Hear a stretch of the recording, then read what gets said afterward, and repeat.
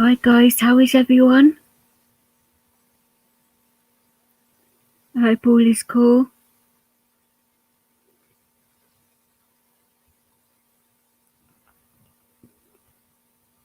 Yeah, I'm fully back, and I am fully well, and I thought it's about time that I put the record straight about what happened and when I knew things, when I didn't, and that kind of thing. It's not going to be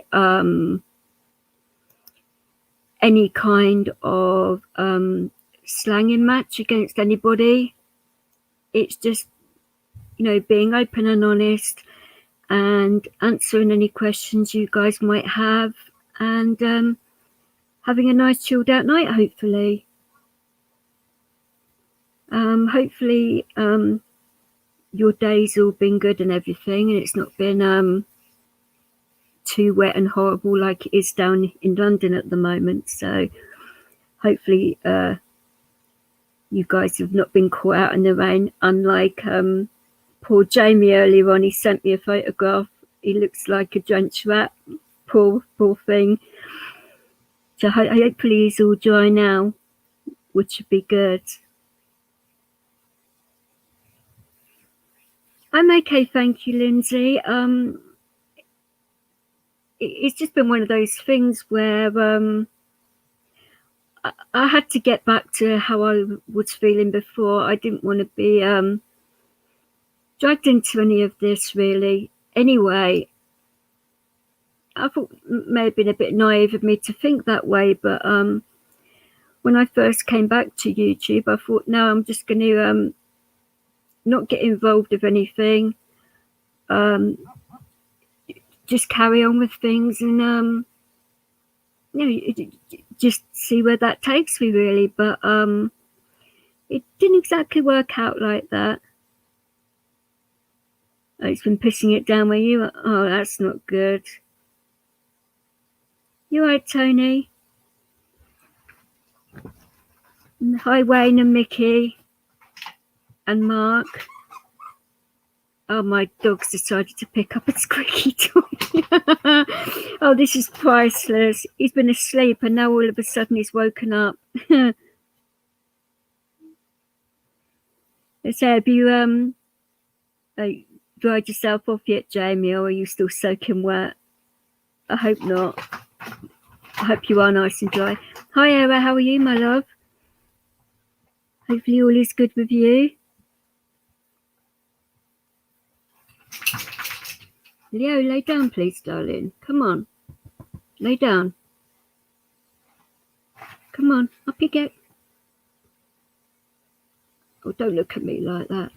Looks as though he's going to start trouble with my dog, which would not be good when you're trying to do a live stream and my dog and cat start having a Barney. That wouldn't be good.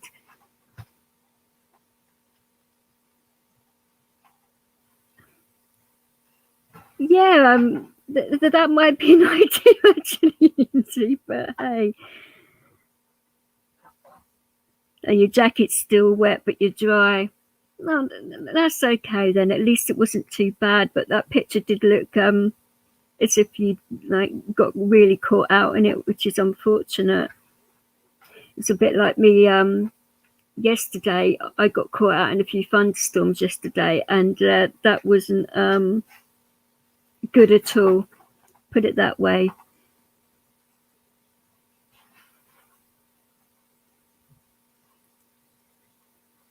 Oh, you hadn't noticed that Tony's logo thing's upside down? No, I looked at that, I thought it was my eyes for a moment, and I thought, no, actually it's upside down. That's not a good start, is it, guys? Definitely not. But what can you do? But when you're looking at something and you have head trouble anyway, and you think it's normal and it's actually not, but that's all cool. It's all in good spirits. But I don't know whether you guys have any questions. If you do and you don't want to jump, because I am going to open it up to the rest of you to jump in if you want to. If you don't want to jump into the stream, if you have any questions that you'd like to ask any of us about the situation, if we can answer it, we will, I'm sure. Hi Cornish, how are you? Hope you're having a good evening. Unlike my animals are pretty much going to put a spanner in my live stream by the sounds of it, but it wouldn't be one of mine, would it, unless one of my animals was kicking off, but what can you do?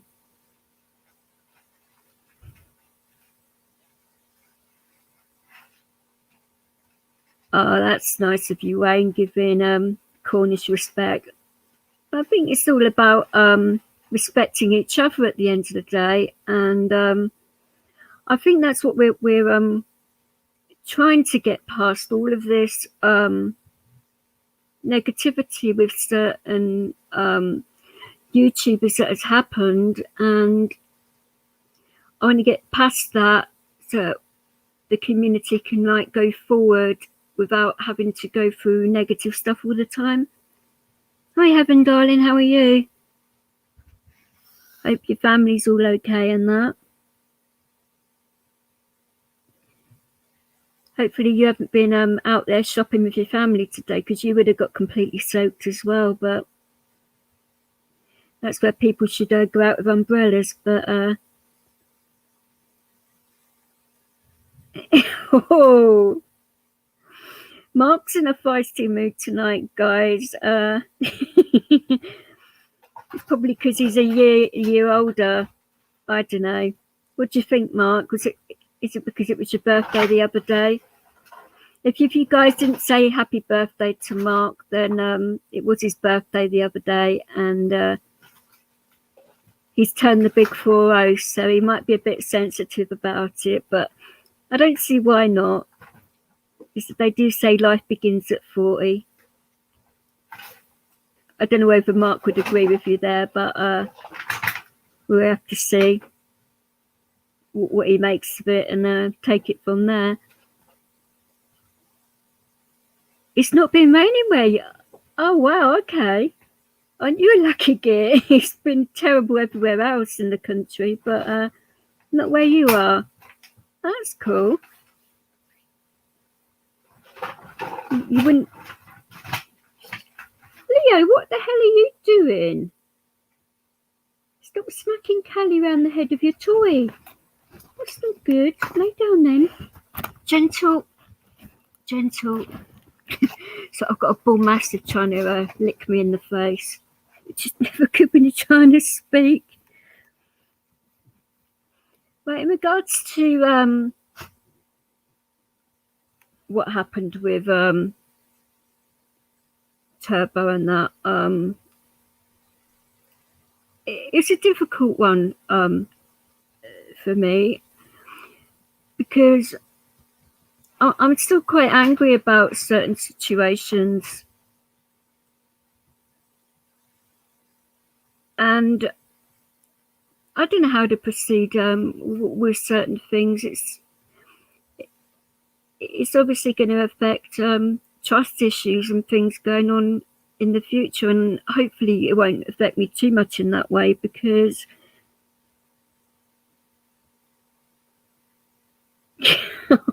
Mickey, bloody hell. Oh, what are you growling at, mister? You growling at YouTube? What are you growling at?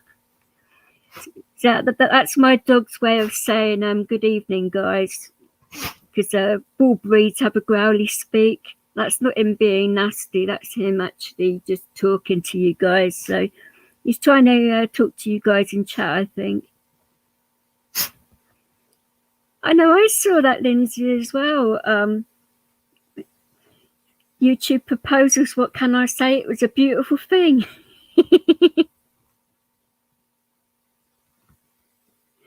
I've been called a lot worse though, Mickey, so you're all right there. How are you, Sean? Are you okay?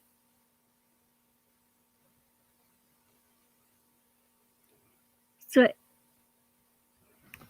who doesn't like the idea of me getting married to Mickey now?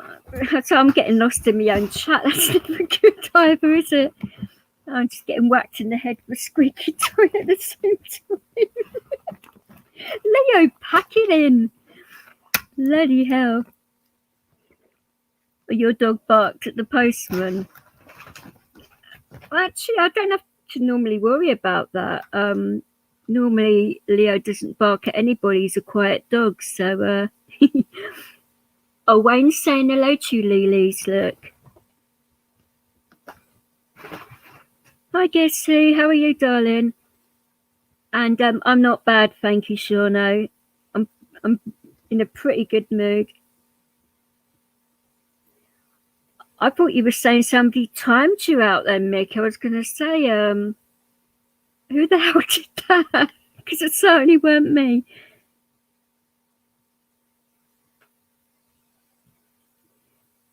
Who on earth is called Eyebrow Gap Cornish? I mean, oh dear me. Come on, guys. That's not very nice.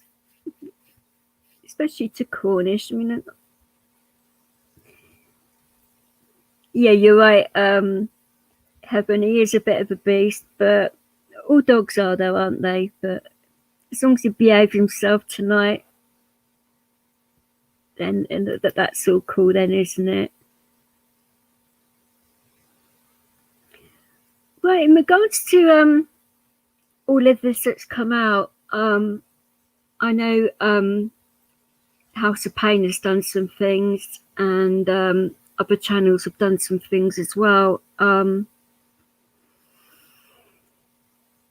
Like I said, I didn't want to get involved in any of this initially. I just thought, I could just come back to YouTube from like a big break. During all that time, I didn't go on anybody's lives or shadow anybody's lives or anything like that. So I had no clue what the hell was going on in YouTube at all. That was the whole point of having a complete break. Oh, I'm good, thank you. Guess who? It's not been a bad day for me, darling, so it's all cool.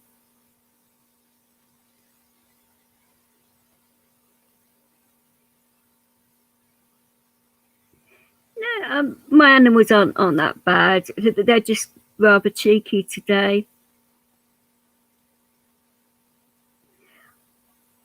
Some people do, though, guess who? But some people don't like it when you actually mention those sorts of things. I mean, he may see it as a joke, he might not, I don't know, but try and be respectful, guys, in the chat, because I don't want this to get heated, really. I want it to stay as positive as possible, but for you guys to get the information really on what happened, and progress from there, really, because there's been a few people that have lost out big time to this, and it saddened me to see all this happen, to be fair.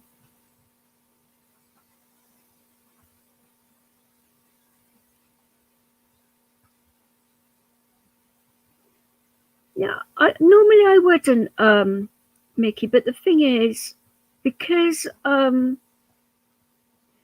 Turbo unfortunately came on my channel first, and he sort of like laid it out on my channel, and the fact that my channel is a charitable one as well, I feel that I have to clear the air a little bit to a degree and make it known to you guys what I knew and when and all of that, because I don't want it coming back on me that people think that I knew all of this from the start, and I was saying what was going on was okay, and it really isn't okay what went on. It's it is a bad thing, and hopefully it won't happen again. Because there are quite a few people out there that have lost money. A few people have lost a lot more than that. It's, to me, the trust and the friendship would have been more important, but that's just the way I see things. Hi Beowulf, how are you, darling? I've missed you too, sweetheart. It's one of those things that if you're not ready to come back properly, then you're not ready. Well, this is a thing. This is why I've come on live, because I do want to like get past it and move on from it. But until it's addressed from my side, I mean, I did address it a little bit on PD's stream and with others, but not to a degree where I'm satisfied that everything's sort of like come out, you know. Oh, I'm glad you're good, Beowulf. It's always better when you're in a good mood and everything's going well and that. But life isn't always like that, is it? You know. So I guess if I don't know what you mean by that, yes. In regards to the money side of it, it wasn't that it wasn't about you stealing or anything like that. It was nothing like that at all. He lost his, this is what I was told, he lost his bank card in the snow. I think this is February or something like that. Could have been January even. I'm not even, it was a while ago now. And he basically said that he was stuck, and I agreed to lend him some money because of his little go on that, and that's the kind of person I am. If I can help a person and they are in a lot of trouble, I will do that. I will never change. That's who I am. I mean, it was only 35 quid. It wasn't like a massive amount of money, but that's never the point of these things, is it, you know?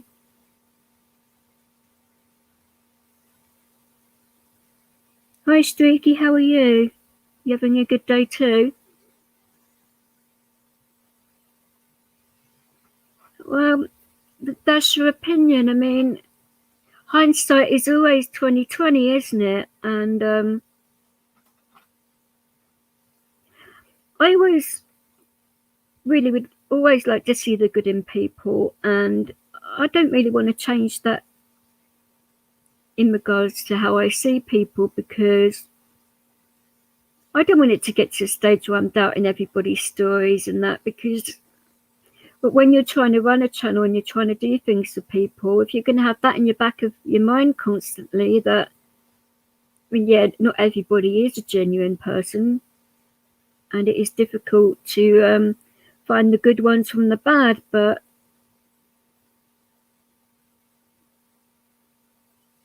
yeah, you're right there, Beowulf, it is. Life is full of bumps and holes. Yeah, you do have to certainly steer around it all.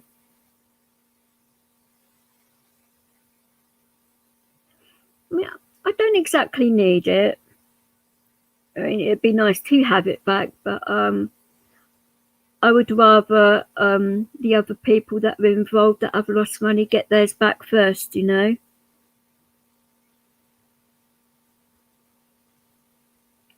Because on the grander scheme of things, I'm relatively okay. I've got, well, my own health is a lot better.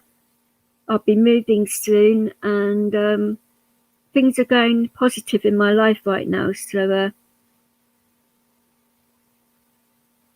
oh, okay. No, at least this is caught relatively early. It could have been a lot worse than it actually was, I think. You know, I'll put the link up if people want to jump on and come in and say what they want to say and that. Hi, God bless. How are you, darling? I haven't seen you in a very long time. Hope you're all good and everything, and that your daughters haven't run off with your credit card.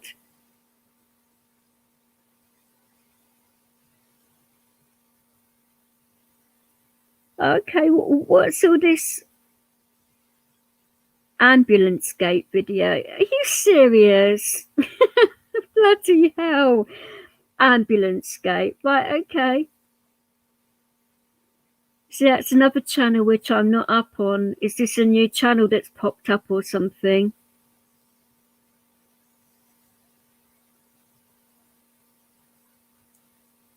What do you mean, not me too? What do you mean by that, God bless? Well, I did put the link up. Hi,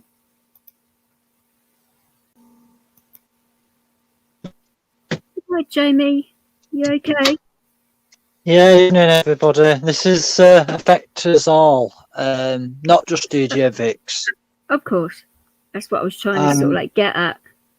Yeah, and I know a lot of things have been said, and a lot of things are quite emotional with everybody at the moment.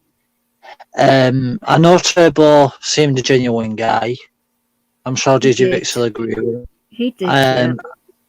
And it's normally sadly the genuine guys and girls and that type of thing that actually sometimes turn out to be the bad ones. And the only way we'll ever get around this, guys, is just to put it as a knock in the road and lesson learned to do your own work more and research a bit more into it. And the only way we're actually going to send possibly Turbo down is for everybody that's been affected to actually report it, because the more people that report it, the better the case will actually be. If you do report it and you need a crime reference number, I'm sure if you contact DJ Vix, you can get hold of me and I'll give you the crime reference number I've got. Hi, Clint, darling. I'm sure DJ Vix feels. Or I could pass it on because I have it too now. If you want. Yeah. If you don't mind me doing that. Yeah, I'm sure DJ Vix feels as horrible and hurt inside as I do. I feel violated. I actually feel violated by it, and that's a very strong word to use, but it's the way things are, isn't it? You know. But it's important that all of this doesn't get twisted out there, because not everybody is going to do that to you. Not everybody is a scumbag. So I know recently it's sort of like come out that there's been quite a few people out there that have done the wrong thing, and it's sort of like all come out at the same time, unfortunately. And I think we've got a perfect opportunity to heal the community that's been affected by this and has been broken by this, and for all of us to pick each other up and to come together, innit? Streak, is it? Whatever. If you've got a crime reference number to go by, the police can actually log under that crime reference number as well and give you a crime reference number, so you would actually open a bigger case. I think that's the general idea. It is, that does make sense to me. But it does need to be done, guys. I mean, you guys are probably thinking, well, what is it that I can do? Well, if people make a stand, it shows that people out there that do this kind of thing, because it happens quite a lot apparently, which is shocking, I know, but it's one of those things. But if we can stop these people where we find them and make sure it doesn't happen again, then don't we have a moral duty to do that, guys, you know? We've got a legal one and a moral one, I think, and the more we can do that, the more we should possibly. It's not about just twisting the knife in when the person's down. It's not about that at all. it's the way a person's come along, said all of this stuff which isn't the case. There's so many people out there that do suffer with cancer, past, present, and future, and those are the people that we've got to be out there for, you know, not the vulnerable ones. Well, of course. You're right there, God bless. You've been very quiet.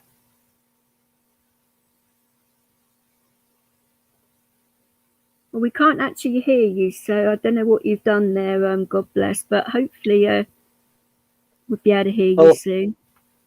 Well, I just thought I'll pop on to prove to people me and djvix still talk. We haven't fallen out. No, definitely not. Yeah. Far, Jamie and I are fine. We have been fine. The reason I hadn't been speaking to a lot of people is because I couldn't really speak. It wasn't like me being an a-hole or anything. I just wanted like a clean break from YouTube, and I needed that, I think, to get over what I was dealing with at the time. I mean, all of you didn't hear how bad I actually got, but it got to the stage where I could hardly when I was talking, people could not understand me at all. It's my own family and that, so it got to a bad stage. And can you hear me? We can now. Oh, I'm so sorry. You always do this to me. Well, no, normally in the afternoon. But I've had one of those days today, and I've had a few drinks tonight, so bear with me. Oh, it's one of them, is it? Okay. No one expects anything less from me. And I just saw you pop up. Oh wow, I haven't seen you for ages. Not many people have, because I like I say, I've only just come back to YouTube from having a couple of months off. So I've only just jumped in, and I'm trying to look through the chat log to see. Sorry if I got this wrong, but have you had cancer or something? No, I haven't. Sorry. One of my friends that used to come on my channel, I don't know whether you know Turbo. Yes, yeah. He doesn't have cancer, and he basically played the community and tried to do a charity night, which wasn't actually the case, and money's gone missing. Yep, it's all been. Oh, no. Yep. So there's quite a few people out there that I've lost out there. Hi, Curse, darling, you okay? It's just one of those things where he came on my channel first. Yeah. And having a charitable channel, it's not exactly the ideal thing, is it? No. Do you know what, right? I don't mean to take over the channel or anything. I'm glad I jumped in, right? Because don't take things to heart at the moment, because I tell you what, there's something going on within YouTube that kind of like us people that are like-minded, like you've got Mickey Mouse on here and a few other guys and blah, blah, blah. Everyone's in the chat that's been here has been sweet as, and they normally are, so it's all cool. There's a scam. There's a kind of like, not a scam, like a, there's a movement from, I don't judge anybody, but from the lefties that are trying to destroy the kind of birds of a feather, we all sit together movement going on. And just briefly, some of the guys like Mickey Mouse will know. I don't know why, but I'll get modded on quite a few channels. And what's been going on lately is I've jumped in on a couple of channels and I've been like almost viciously attacked. I thought, oh, what? Really? What's up, you guys? And then No. Let me explain. What's been going on? I had this last year, but only a little bit. But luckily, I've been saved by a few things that I've remembered about other people in the chat log. And what it is, we're getting cloned. Cloned. And my name was cloned. Not just me, quite a few other moderators. It seems when your head appears above the parapet, these kind of lefty organisations. I don't like to label people, but it is what it is.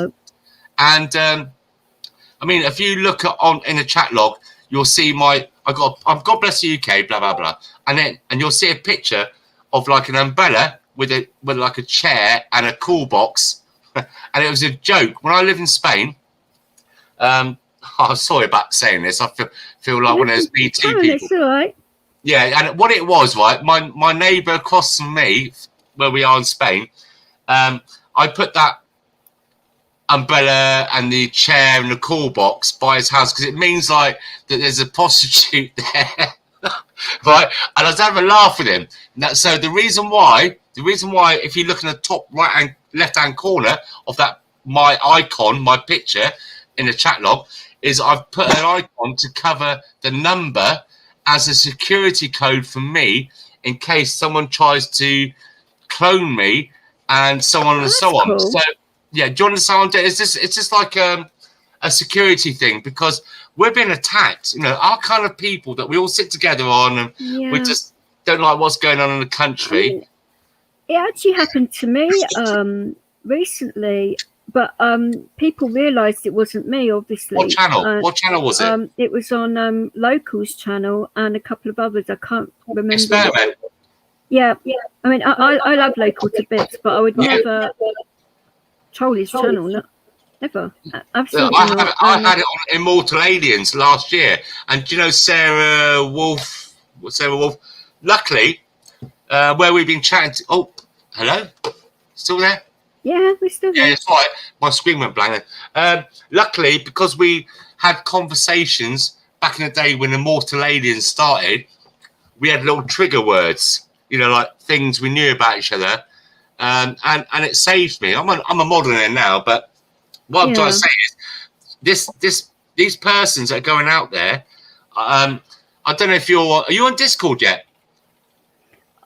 I haven't been using Discord, but depending on whose groups it is, like Rev Simon Sudders, I might use his because that's not a bad one. Yeah, I'm on there as well, and I'm lucky because there was a user, and she's a good girl, and you know who she is, and a lot of people know who she is, but I won't give her name up because she's asked me not to. Was it dox her? And she sent me some proof, and I put it on my Discord channel, and she took screenshots, and she knows who the person is that's been going out there and basically trying to call shit between us all. And quite. For me, my name, God Bless the UK, I'm a model on these channels, and you see my name in his chat logs, God Bless the UK, with the blue spanner, blah blah blah blah blah. But the only saving grace was that my picture on there wasn't my picture of the umbrella. It's just a round blue circle with G in the middle of it. And luckily, some people know that, you know, the things that was coming out on that chat log, it wasn't me. You have to be very careful these days. Very careful. Well, I was pretty lucky that the people that person was targeting, they didn't believe that it was me because I normally wouldn't say things like that anyway. No, you wouldn't. You're quite well known now. You know, you're known. We know who you are. Is that a good thing or a bad thing? Yeah, I'm sorry. That's the only terminology I can think of right now. I'm not blowing up your ass, but yeah, you got that kind of temperament, that kind of persona, like the rest of us. You know, like I said, birds of a feather. We all kind of group around the same channels, like Active and the Little Vet and Base Welshman, Voice of Wales, all those kind of things. We all kind of like, you know, circle around like homing pigeons. That's the only thing I can say. I haven't been online for a while, so I'm going to have to obviously catch up on some of these things. But have you been okay? I had a bad chest infection which wouldn't go, and it turned into a throat infection and in my ear as well, and I couldn't speak, I could hardly breathe, and they wanted me in hospital. They were convinced it was COVID even though the tests were negative, so I was in a right state for a couple of months, but I'm all right now, fully better, which is cool. Do you smoke? No. So not COPD or anything like that? No. I have a heart condition anyway, but luckily it didn't affect that too much. But when you're feeling that crappy, I think you need a break, don't you? Because the stress of YouTube is quite a hard one, isn't it? Yes, it is. It really is.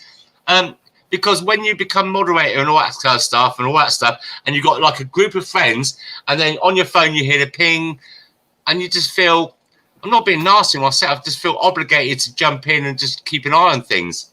And it's hard work sometimes. It's a good thing, but it's also a kind of, I don't know, you just feel obligated. I mean, I'm not knocking it. You know, but it can take over your life, especially during a lockdown. Because, sorry, I need to say a swear word then. But you can swear, it's all right. Yeah, sod watching things like the BBC or ITV or anything like that. Because I end up smashing my TV screen. I would. And so I just sit most of the time out here, my man cavey kind of thing, and just looking around the world, see what's going on. Yeah. So I don't want to be a sheepy. And when you got kids and stuff, you just want. I was never like this years ago. It's only since I got married and I got kids and stuff like that, and I worry about their future. Yeah, that's one of the things you have to do when you're a parent, isn't it? You know. Well, why not? Are you all right now? My cat's rolling around in one of those paper bags. Good evening, Freedom Fighter. Sorry, I'm going to let you get a word in edgeways for the last 5 minutes. Sorry, mate. It's like, I'm saying that you can't knock everybody who works for the BBC. There is some people that do work for the BBC. They just have to sign an horrible contract where they can't let certain things go. Yeah, that'd be the cleaners. Yeah. Well, my aunt's sister worked for the BBC. I don't know whether she still does, but she was a lovely lady. There was nothing wrong with her at all. So. No, people at best ones at BBC. Yeah, but how long ago was that? How long ago was it? I haven't spoken to my aunt's sister in a while, so the last time I spoke to her was 3 years ago. How many?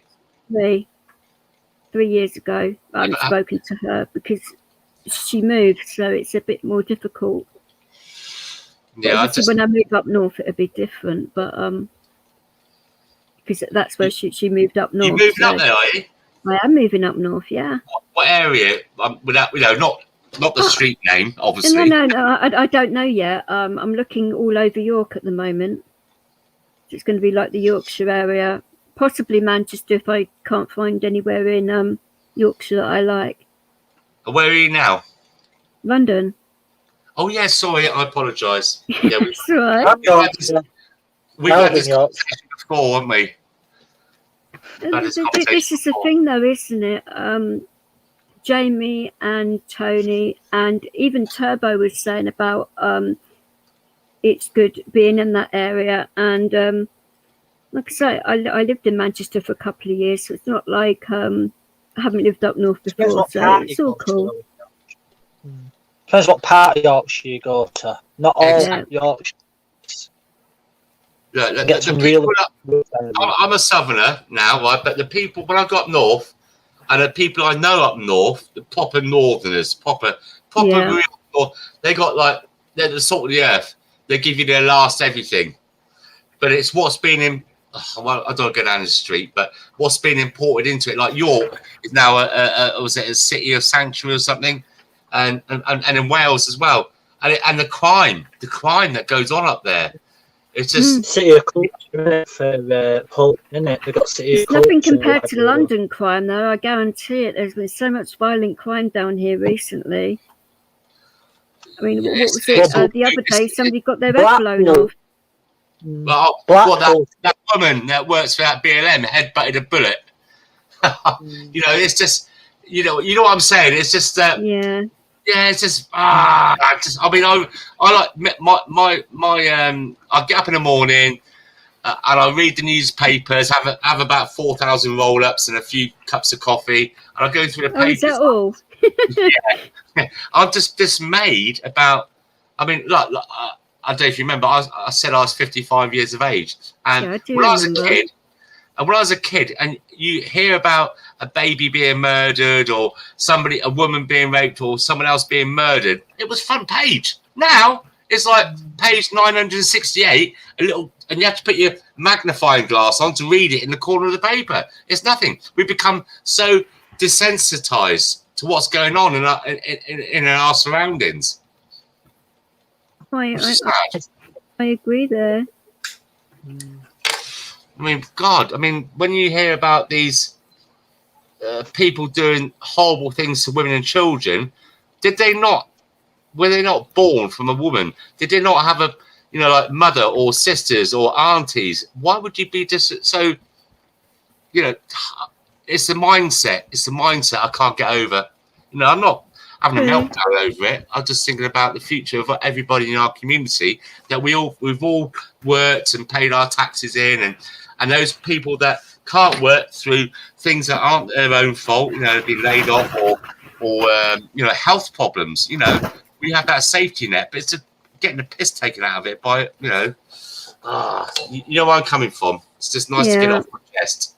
Reset, after so years, they do a big reset, don't they? Where they want to set everything again. And obviously, we've come out of this Brexit thing, and they want to reset us all because we've left this bloody Brexit thing. If you work it out.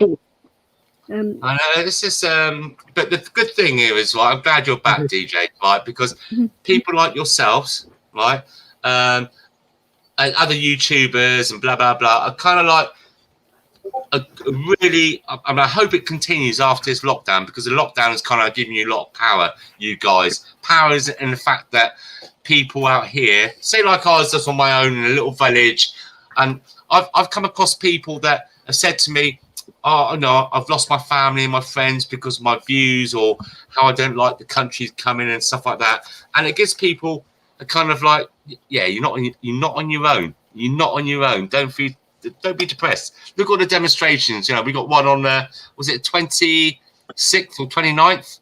We got one in Dover and one in London. Yeah, there's one in Dover at the end of the month, isn't there? Yeah, and in London at the same time. Oh, wonderful. Yeah, there's two. I mean, it's hard to get to because I've got missus and kids and stuff like that, and we don't get much time. I mean, I'm self-employed and all that stuff, but the kids are at school all during the week, and weekends we got 5 kids, so they all jump into bed at the weekend, Saturday and Sundays for cuddles, and we go out and do things as a family. We're very a close-knit family.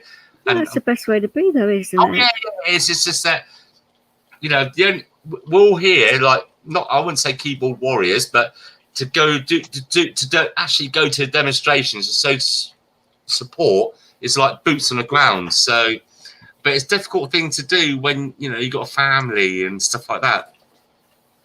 It is, because you've got to be careful as well. All pets, like a cat, etc. Kirst was making a good point that she was saying they can't fake the blue spanner, so then they're not being made a picture clothes. No, they can. I've like I said, right, I've got my Discord. If you want me to, towards the end, I'll put my Discord link up if you don't mind, and have a look. Somebody's taking pictures of all the track log. They do. As I said earlier on, they took my name. And you can see my spanner, blah, blah, blah, blah, blah, but the picture, the icon, like you got your dog there licking its nose, like an anteater, right? That would say, like, you as a moderator on a channel, you'd be DJ Vix with the blue spanner, but that icon there with your dog there wasn't a picture. It was just like I don't know, like a blue circle with a D on it. Yeah. Every so often change your logo on your status. Every so often, so it's always better, I think, to keep people on their toes. But I think if people know you pretty well, they can sort of like tell if it's you or not. Yes. Or quite a few people would literally know how to get hold of you as well, or they could message you saying, "Are you on this channel right now? If not, you might want to get over here or something." Well, luckily for us kind of guys, we've been around on this quite a few years now. We built up a friendship with other users, other moderators, blah, blah, blah. And there's things that, from back in the day, we kind of remember about each other, Like you remember, I'm 55. Thank you very much. I remember quite a few things, but Yeah, I've got a good memory. Yeah, I forgot about. Yeah, my memory is terrible. Too much medication, and prescribed medication, by the way. And I took it to heart a little bit. You know, I shouldn't do, but at the end of the day, you know, I've got my family and my missus and my kids. I've got my job to do, my work. But I do care. I wear my heart on my sleeve, you know, and I care about, you know, kind of guys we all meet on here, you know, and we have concerns about what's going on in our country or what's going on in our lives. It's just it's another friendship, isn't it? So it's something. It is. Yeah. Just don't let YouTube take over your life. Yeah, I think YouTube's on its way out, to be honest. Well, I hope not in a way, because it's a lot. For a lot of people, it's how they've gotten to meet people, and it's how they've got past a lot of things. And I think it's a shame. I absolutely 100% agree with you, but it is happening. It shouldn't have got like that. I don't think. Well, YouTube started a dating site. Not people not really know. YouTube started a dating site. 2 seconds, I need a wee. Really? Okay. I didn't know that, Jamie, actually. I'm jumping up. Yeah. You can imagine, right? As daft as it sounds, yeah, it started a dating site. I'm sat here. If you can imagine, I'm sat here now, stood up with my knees banging together like Mr. Bean with a turkey on his head. Lovely.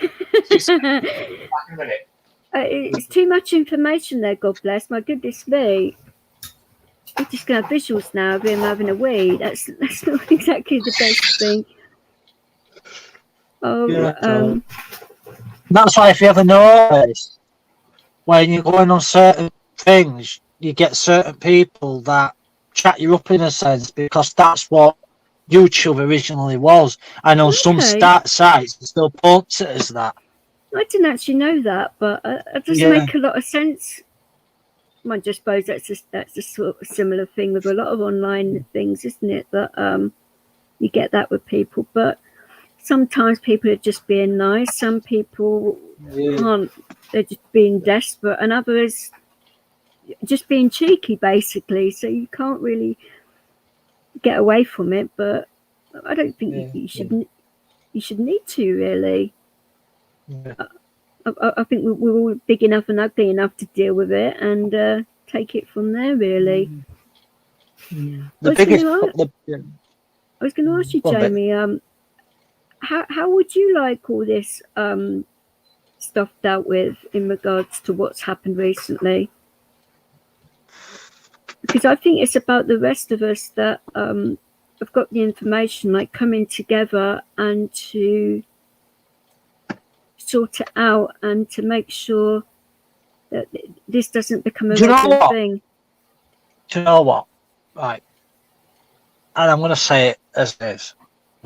I come out and say it. I don't wouldn't want, technically, Turbo to go to prison, right? No, of course. I know people are going to shout at me. I know people are going to shout at me when I say this, right? No. I think of it from a bigger picture, right?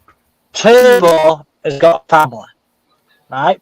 Yep, he has. Turbo going to prison. Turbo's going to have an holiday camp in there. It's a break for him. He can get spice, he can get drugs, he can get all that in prison. Mm-hmm. The ones that will be really affected will be his children and his missus. Right. So sending Turbo to prison isn't the answer, I would say. I would say, he needs some type of therapy and specialist help. But to get that, Turbo needs to get off his ass and own up to what he's done. Because it'd be nice if that will not get the help unless he wants the help. But Turbo, at the moment, I don't think is that type of bloke. But I was going to leave it at that. So is that question directed at me, Jack, or is it directed at somebody else, darling? I mean, I don't mind answering that if it's directed at me. I'm sure Jamie wouldn't mind if it's directed at him. But it could be somebody in the chat you're directing it at. I don't know, darling. So you have to be a bit more specific. I've got tons of village halls. I live in Halifax. There's half a dozen of them. So I've got nothing against village halls. Oh, both of us, okay. Like I said, with mine, it had nothing to do with the charity night. I lent him some money because he said he lost his bank card in the snow. And because he had a daughter in the house, I lent him £35 to get some food and that. So, like I said, it's only 35 quid for me. But £35 is £35, isn't it? Yeah, especially for you. But for me, it was a trust issue. It's not about the money side of things. It was a trust thing for me. The fact that how much money is involved in this scam thing? Do you know? Does anyone? So fucking much. I'm sorry for swearing, Vic. Thousands. Thousands. Thousands. Yes. Is there a prosecution? Has the police been involved? Yes. Jamie's contacted them recently. I ain't going into it. It's doing me bloody head in. I've sent half of. Basically, it's gone to action forward. We've got a crime reference number, and the more people that come forward as victims of this, the better, because it will get bigger and it will get sorted out. It's more than that, Era, and that's all. Because it's not my money, so I'm not going to say the amount. Yeah, I know. Has he come back with any? No comments. There's been no communication or nothing. No, nothing at all. And it's just him and his daughter, or him and his daughter and his wife, or Mrs. whatever partner. Yeah, and there's other children involved as well. Unfortunately, it's not as simple as that. I don't give a hoot about Turbo, right? Get that out there. I don't give a hoot about Turbo. I care more for his children. His children will be affected by it. That's why I'm asking about his children. Are they at school age? They are, yes. Oh, and the thing is, they've got disability. Right, you understand why I'm going with this, right? The shame at the school for the kids. Yeah, I agree. Oh, no. And there's also drugs involved, which obviously clouds issues as well. So but what stinks, the school should know that the parents are high on drugs. So technically, of the care of what a school has for pupils under their care, it's basically why aren't they reporting it to social services? So when your kids go to school, the school technically turn into the parents of the children in a sense. They're not the parents. They've still got the same responsibility. So technically, with that responsibility, they have that responsibility to go to the local authority and report it that they've got. And the school should do it really, but that's another. See, I'm glad it's all come out, and I'm glad it's all come out in a way that hasn't been too aggressive. Yeah, it hasn't been aggressive at all, and it hasn't been targeted, and there's been no violence or anything like that. It's nothing like that, and I wish it could stay like that. I'm sure it won't, but hopefully it will. I hope it does, because of the children. The children haven't done nothing of it, and the grandparents. Is there no family involved in all this, like grandparents? I don't think so. No, I don't know about like his girlfriend, so I don't really know too much about her side of the family. But it's just like with the divorce, you know, the children always get the children suffer the most, and that's why I'm trying to keep it a little bit calmer. I know I haven't lost any money and all that kind of stuff, and even if I had, you know, it's down to them two, not the children and their future and what can be put on them at school, you know, because school, you know what it's like. Kids are vicious little fuckers with bullying and, you know, spitefulness with parents guiding them in that direction. Do you understand? Well, I know PD and Chimpy and a few others were talking about making sure that we can get as much money back to the people that have been affected by it. So that would be a good thing, I think. I mean, I'm sorry. Well, I'm going to go anyway, guys. Freedom fighter, take I'm not care, saying mate. don't. Pardon? Yeah, I'm going to go because this is doing my head in, and I'm going to. I can see that. I can see that. And I'm just trying to calm you down a little bit because I can see it's really, you know, if you want to jump back in, Jamie, you can do. Yeah, I'm going to go anyway. No, thanks everybody, and look after yourselves. Take care, Jamie. I'll speak to you soon, Jamie. Look after yourself, mate. Wow. Wow. It's been a difficult situation. Yeah, I'm picking up fag ends in the conversation. I try to look good in everybody to a point. And the only religion I really follow is kind of like karma. You know, you do good things should come back to you, blah, blah, blah. It always does, doesn't it? Yeah, nah, not always. I mean, I don't know. It may take its time, but I think it does. Yeah, I mean, I find that I've told people, you know, they say, "I'll sod that," blah blah blah. I said, listen, if you help 1,000 people and 999 of them stab you in the back, never pay you back the money you lent them, blah blah blah, that one person, just that one person, has been worth it. It has been worth it. Do you understand? You know, it will spread, but that's just me. Like I said, I wear my heart on my sleeve, and I try to. I mean, even when I moderate channels and that, I see some like, yeah, that's a bit. And I'll give them a warning. I say, look, mate, come on, that's a bit wrong. Not only what you're saying is wrong, but you're going to get his channel banned. And if you get his channel banned, we won't be able to meet up here. You know, so I'm a bit lenient. You know, probably because I've got 5 kids and I know what little shits they are, and they don't always mean it. I mean, I've got a 12-year-old daughter with autism. She hasn't been diagnosed properly. We know she has. I mean, over the weekend, I don't know where she got it from, but she found a little hammer, and she normally trashes her bedroom, but this time she smashed all the walls and the back of her door up. So I spent all day yesterday with polyfiller. Okay, though.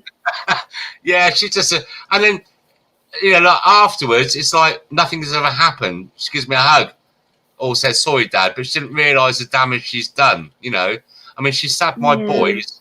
You just turned 16. She just turned 12. She stabbed him in the leg with a fork. For God's sake. Oh my goodness. I don't know what I should say on there. I'll probably get a knock from social services in the morning. But it's not her fault. She doesn't know. I know. It's so difficult. You know, she's either really outstanding and loving and amazing, and her creativeness as well. She's fantastic. You know, the things she comes out with does is just she shocks me. Yet she's got this dark side to her that just, when she gets out, I mean, apparently it's when she goes to school all day, she is the highest achiever in all her classes. Today she just told me, Dad, I got A3 or something. I can't remember what it's called now, which is the highest achievement in her music lesson. She's always coming back telling me these things, and I think she apparently, I've spoken to other parents. They go to school. It's like with Tourette's. They hold it in all day, and then to appear normal with everybody else, not to stand out. And then when they come home, they release it. It just can be a bit destroying sometimes. Yeah, it really puts a lot of pressure on me and my wife. Yeah, because I've not experienced this kind of stuff before, nor has my wife. So it's just one of those things. And so when I see, you know, all this mental health stuff going on in, you know, like, you know, even dentists, you know, in the paper the other day and on the reports on the radio, people having to wait 3 years for an appointment now. You know, it's just, we just need to all get back on track. You as well. All of us. Thank God for things like this. Well, it's a difficult situation, isn't it? It's one of those things where it's about balancing all this out, but trying to do the right thing at the same time. And when there are kids involved, it is difficult. Yeah, it really is. It really is. But we crack on, don't we? I mean, God, we got through the plague. We got through World War I and II and depressions and stuff. We just, as a human race, we just crack on. Exactly. Excuse me. I'm not going to or anything like that. It just more so to, I mean, I haven't, do you know what? It's the first time I spoke about this to anybody about this kind of stuff. Right. You know, because it's sort of embarrassing, but it just also, because this kind of channel and the kind of persona you got and the kind of people that come on this channel enables me to say that if anyone else has got problems, that you're not the only one, guys, you know, and we can all get through this kind of thing. So some of the guys in the chat were asking about how I paid Turbo money, and it was from my bank to, I actually thought it was an actual bank account, but it wasn't. It was like a prepaid card, but this card has actually gone into liquidation, the actual firm or something, apparently. Firm? Are we in a business? What, do you have a business? No. The actual firm yeah, who do the bank cards, something like that, went into liquidation or something. I'm not sure. Yeah, we all live and learn, don't we? We all live and learn. Well, I mean, if a friend comes to you and says they're desperate and that they've lost their bank card and they've got kids, what are you supposed to do? Look, as I said earlier on about the karma thing, you know, if out of 999 people stab in the back, I've lent them cash, blah, blah, blah, and they stitched me up, that one person out of the 1,000 was worth it in my view, because I've done something good in the world. You know, it doesn't always work out, but no, you know, you can't judge everybody. You can't tar. Well, I don't know if I can use that expression. Tar everybody with the same brush, kind of thing. Oh God, so become a lefty brainwashed with the things you come out. You have to be careful so much of what you say. What I'm just trying to say is, don't let that one person change your view on humanity and the heart that you have inside you, your compassion. It will eat you up. I mean, he's jumped off now, Jamie, and I was trying to calm him because I could see the kind of pain that he's going through, and it's eating him up a bit, but it's just not worth it. It's just not. It's so hard to hate. It's been quite hard because I know. I can imagine. It's not been like I said, it hasn't just been with Turbo recently. It's been with a few people, and it's like, you know, how many more people are going to turn out to be wrong and like that? And it makes you think that, you know, there's something wrong in your head because you fall into it again, you know. Not at all. We're just human beings, you and I, and the guys in the chat log. You know, we're just human beings. We all want to help each other out. We're still the old school. We're the salt of the earth. You know, we care about what's wrong about caring about other people. You know, even though they might stab you in the back, there's ones out there that are going to take that. I mean, look at all these scam texts about, you know, recently have been saying about, you know, you get these scam texts or scam emails, you know, you've got a tax rebate, or you've got to contact the post office, you've got a parcel waiting for you. It happens. It's just evil out there in the world. But you've got to always remember that light always conquers over darkness. Good always conquers over evilness. I'm not a speaker's corner on my soapbox, but guys, just don't let it eat you up. You know, if they're like that, then let them carry on their lives, and you know they'll never find true happiness. You know, so it's just be good to each other. Basically, that's what I'm saying. No, Jack, I haven't seen any ITV, but I don't watch mainstream TV, so neither do I. As I said, I can't. It makes me so angry. It's such bollocks and hypocrite. Do you know what? It's more about all the divide. Look at everything. We had the, you know, the Remain, the Leave, you know, the Black Lives Matter. We had the what's the other ones? Oh, have the jab, don't have the jab. You know, it's all about trying to divide us all. But we're all just people at the end of the day, just trying to get through life, keep a roof over our heads, feed the kids, have a little bit of a luxury now and then, maybe a holiday if we can afford it. That's all we want in life. We don't ask for much. There's just something out there in the world that's just trying to divide us and cause hatred, you know. So, but if that won't win, we will win. We, as a people here, a collective, we will win. Because that's, you know, in your heart, you know as well as I do, that's the way to go forward. Definitely, without a doubt there. Without a doubt. So don't let these things that happen in the world eat you up, because it's no good. Because at the end of the day, listen, while we're talking now, I mean, I could have a plane fly over me and somebody could flush the toilet and a big fucking lump of frozen shit could crash through my my roof here and kill me. Or and I could take the kids to school tomorrow or whatever. Or my wife could take the kids to school. And some drunken or somebody's been on a skag all night long, crashed into the car. Somebody's been dramatic today, aren't they? And I'm just saying, live for now. Live for now. What will happen, will happen. Oh, yeah, you have to take each day as it comes.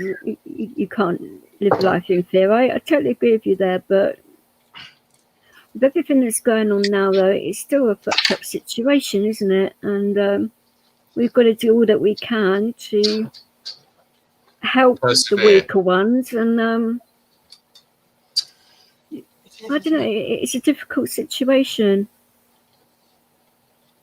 It is and it isn't. It is and it isn't. Just life is just too short. Unless you believe in reincarnation. I'm fine, thank you, Jack. I hope you're all right. I certainly haven't let all of this get to me too badly. I mean, obviously, I'm angry about the situation. Who wouldn't be? I mean, a lot of people live in a bubble, don't they? I mean, it's not that so much for me. The fact that my mum, it was her anniversary of her death on the 29th, so it's like of January. Yeah. And she had cancer and Alzheimer's, and my stepmother passed a few weeks after that, and that was a 1 year anniversary, and she had cancer too. So it's like two big people in my life. I've just been trying to like process all of that, and then I find out that one of my so-called friends on here that that I was very close to has done this, and I don't know how I feel about it really.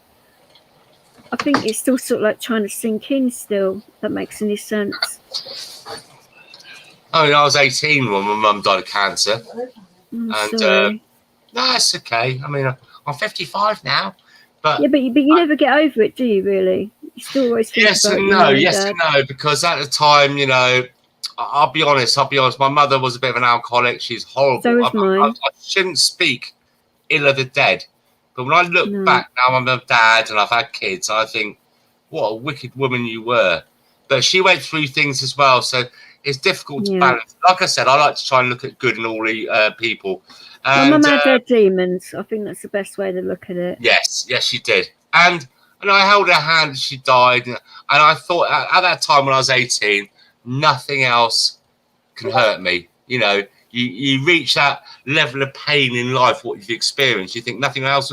And then my daughter on her 18th birthday died on her 18th birthday. She had to hear that too. That's right, okay. She had a benign tumour and she fitted in a bath and drowned, getting ready to go out for her 18th birthday. When you tell people, oh, she died on her 18th birthday, instantly either think she got pissed or got drugged up or something. It wasn't like that at all.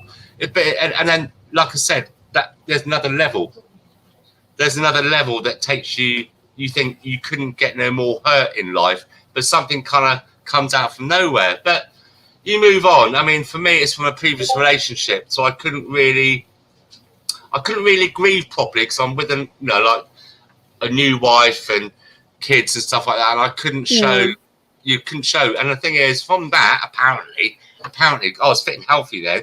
That's why I got the rheumatoid arthritis and I got the diabetes because you couldn't exercise so much. And then I was having chemotherapy as an alternative treatment, not because I got cancer. Then I got a heart attack from that. And I think we're walking dead. But listen, I wake up with the air in my lungs in the morning, which is a good start to the day, better than some. I could taste food, I could see colours, I could hear music. What more could you ask for? Hi, Jake, how are you? That's my outlook on life.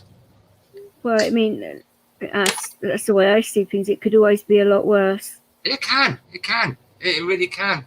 I mean, let's get down to this conversation. Let's pick it up a little bit. I say it can always flip on a dime, but it can always flip on a good way as well as the bad. So you never know which is coming, the good or the bad. Yeah. Well, everybody wants the good all the time, but you need the bad in your life to. Imagine a roller coaster. You will not appreciate the downs in life. If you don't appreciate the ups. Do you understand what I'm saying? You need downs in life to appreciate the ups. It's like with love as well. You need to be heartbroken to appreciate other people. Do you understand what I'm saying? That hurt, so not to hurt other people. You need to be hurt in life to appreciate what it's like to be hurt and not hurt other people in life. You understand what I'm saying? Of course. Yeah. So that's all. It's just life. It's life. It's all about life, and just it's like the seasons. In the year, I appreciate summertime. I appreciate the autumn. Leaves falling. I appreciate winter. I don't know if you've seen this, God bless, but I'm pretty sure this is directed at both of us. But guess who's asking? Are us two related? Well, because we're both Southerners. Is that what you mean? Hey, oi, oi, Savoy. Listen, accents are a little bit different there, sweetheart. But I catch a drift. But no, we're not related. But we all bleed red, so. Exactly. And I've said on other channels, wise up, WISEUP. And what I mean by that is, because we've always had banter in this country, but Welsh, Irish, Scottish, English unite people. Because although we have the banter, we've never needed each other than before. Maybe the Second World War, maybe. But we all need each other. We need to watch out for each other. Exactly. This is one of the reasons why I would like this sorted, so that the community can come together and exactly. And it will. And get better together. Because the division is never good in any scenario, really. Well, I don't think it is. Other people might want that. I don't think it's ever a good idea. No, of course it's not. People don't want to be on their own. Look at the wider picture. We've all part of this community in the United Kingdom, or maybe worldwide, but say, look, just take the United Kingdom. And since after the war, we've all got together things like the NHS, benefits or dole, or whatever you want to call it, for those people to be caught in a safety net, good schooling, libraries, a good public service for things like transport, the roads and everything. Yeah. We try and make a good community for all of us. What I was thinking before I move up north is to do some stuff for the disabled people in this area, to let them know which is the best way to travel, because I use public transport a lot, and with my dog as well. I think it would be quite interesting for people to see how easy it can be to travel around London and places like that, so they don't have to be stuck indoors and scared to go out. It's okay, but I mean, we've got. I mean, I was a family in Croydon, and that we lived down there. And that, well, Carl Shorten, and my missus is West London, but we still go up there. Well, we used to go up there a little while back. And but the thing is, say like now, if we got a baby in a pushchair, you're going up and down, parking on the outskirts and catching a tube in. It can be a bit of a nightmare. And I'm not quite able-bodied always. In the mornings, I know it's not very. Right. I know it's not very apt to say. I've used it for years. In the mornings, it's like rigor mortis overnight. I'm a bit like Stephen Hawkins. So I don't really start working till about 11 o'clock in the morning, but I work through till about 7 or 8 o'clock in the evening. My work clock's a bit different from the 9 to 5. But I don't know about that statement, Jack. Jake. Sorry about that, Jack, for calling you Jake. It was a slip of the tongue, exactly.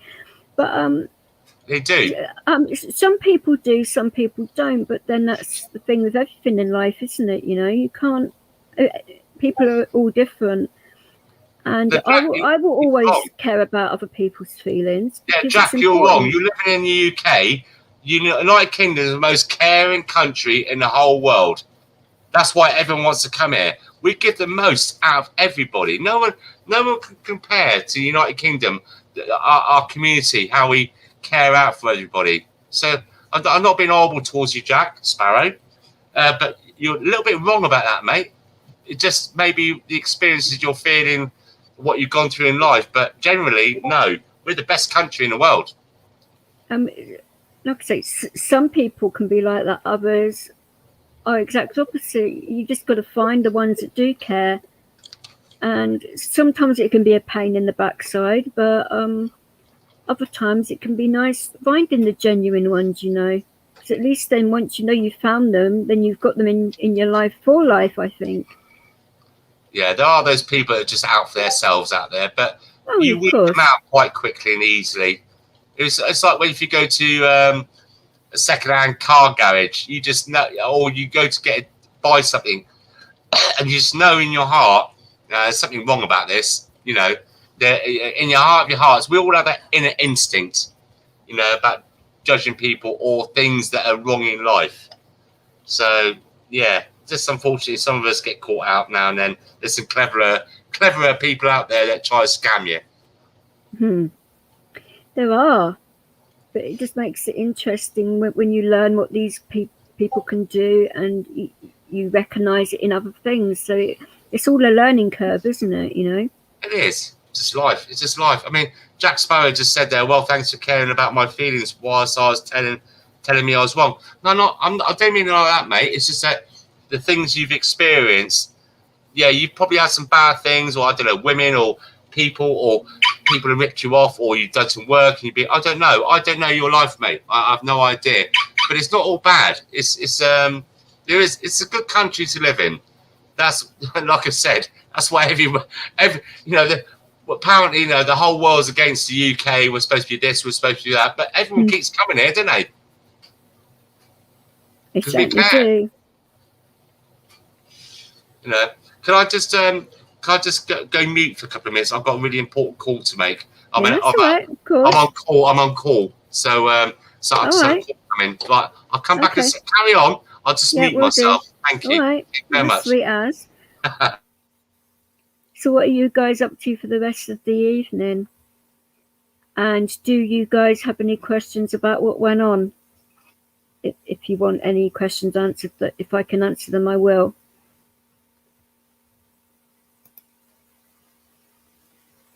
Because I didn't find out a lot of this until recently. And it put me in a very difficult position, because I was adamant that I wasn't going to get involved in anything. But then when I saw all the evidence and what it was all about and how deep it was, I felt I didn't have a choice in the matter. So, you want to jump on? Okay. I don't mind.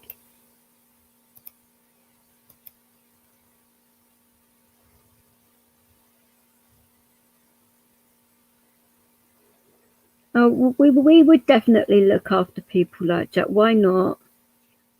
It's not exactly a hard thing, is it? No, I haven't spoken to Turbo in a while now. And when I found out all of this, I didn't know what to make of it. And like I say, I was very angry, was very upset, felt very betrayed. And like I said, I just didn't know what to make of it or what to say, and that's why I didn't contact him. So no, I haven't. I don't know whether anybody else has, but that's a difficult one to answer because I wouldn't know. But I don't know whether or not he'd even pick up the phone if anybody did try and speak to him. That's another thing. Because obviously he's going to turn into something legal. It's difficult.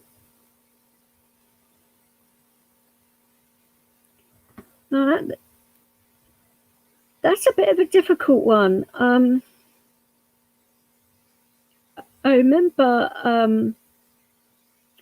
PD and that were like looking into it a while ago.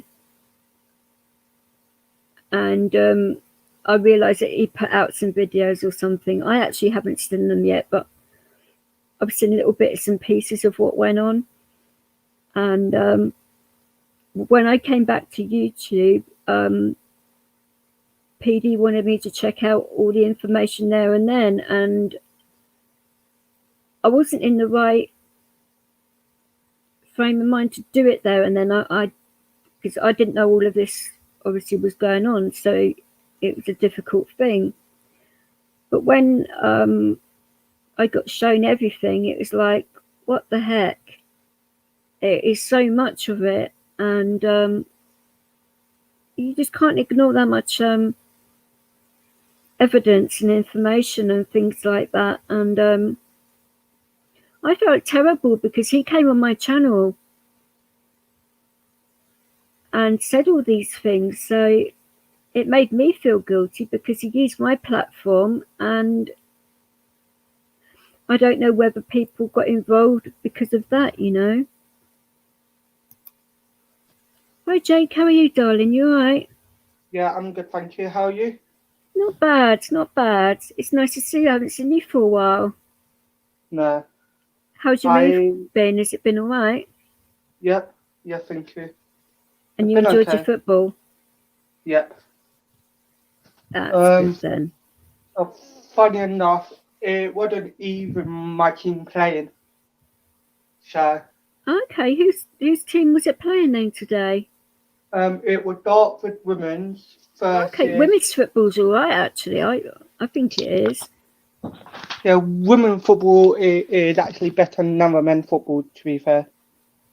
Yep, some of it can be. You're right, and obviously it depends what team you're watching. But if the game's played really well, it's a beautiful game to watch, I think.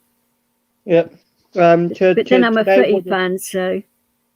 Today was a cup final, so was that mutual place, so they picked Maidstone, so was about 15 minutes walk from mine, so I went down there and watched it.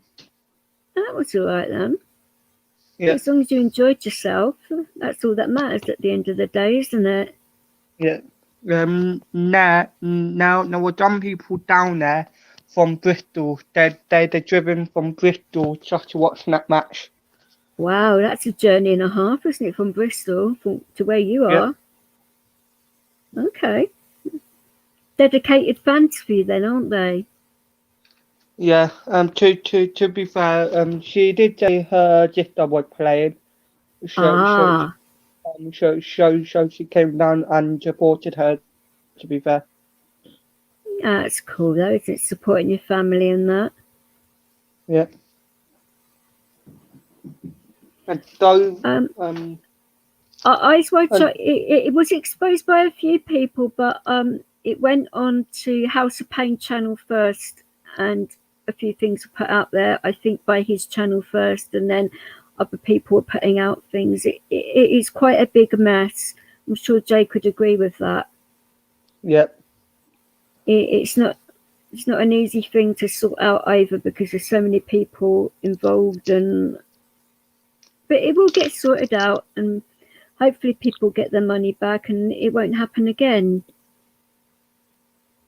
Yeah. I feel bad for the charities. I really do. So.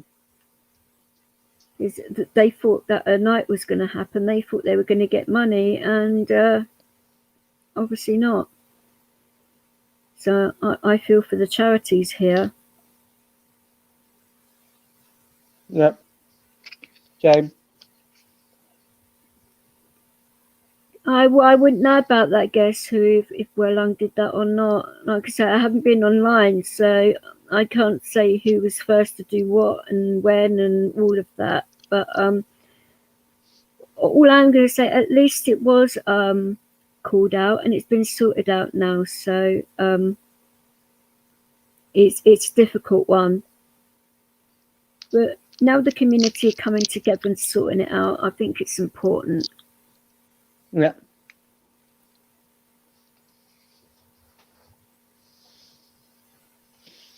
Sorry, Jack, are you talking about the Scottish name, or are you talking about somebody else's name? Yeah, I think he's talking about WH. Okay. I try not to. Yeah. To be fair, I do have a busy day tomorrow. Do you? Yeah. So I got to be up by 9. That isn't too early. But I suppose it all depends what time you go to bed, though, doesn't it? What time you can get to sleep. Yeah, with me, that is early because I don't normally wake up till gone 11. Oh, that's not good. So you certainly need some alarm clocks then, don't you? Yeah. Or a mallet. That'd be quite good. Hi, Chris. How are you? Oh, you're talking about Guess Who and Rubbings in the church.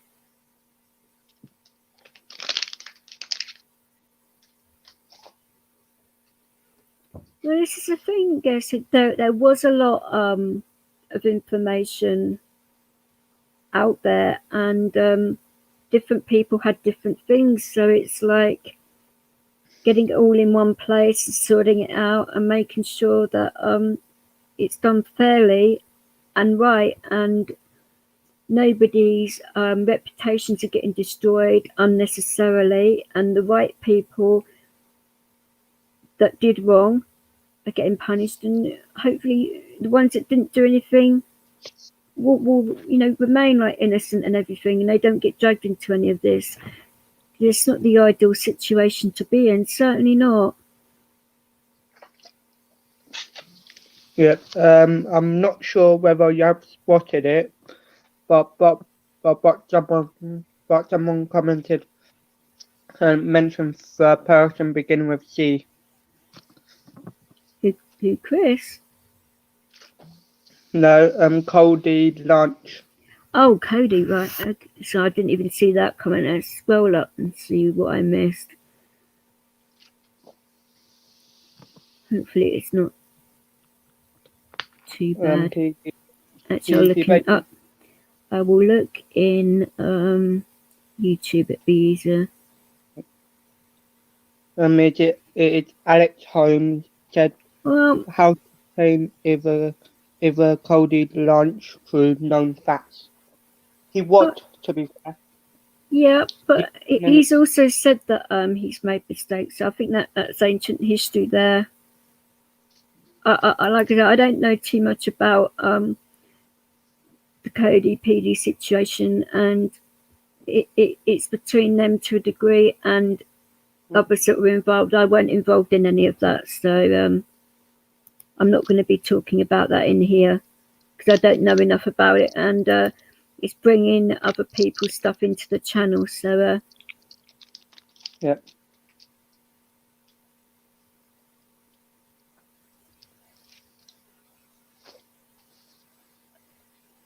Oh, that's not good, Chris, at all.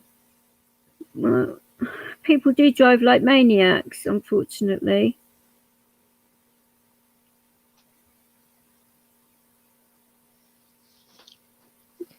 I don't think hers is an enabler at all. I mean, obviously there was history there. I'm not dissing that, but like I say, I don't know enough about it. It's got nothing personally to do with me. I wasn't involved in it, so I think it's a bit unfair bringing it up now, where in my channel where I don't know enough about it. So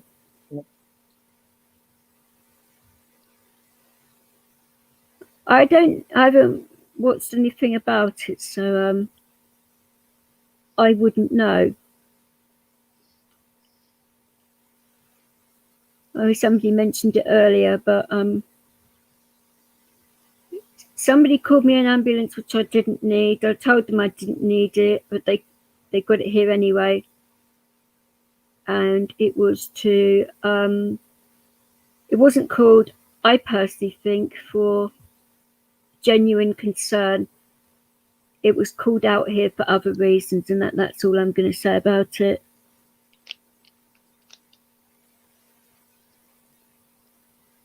When did they find the ambulance? Ages ago or today? No. This was about a couple of months ago now. Oh, okay. It was Angela that did it. So like I said, I haven't spoken to Angela in a while.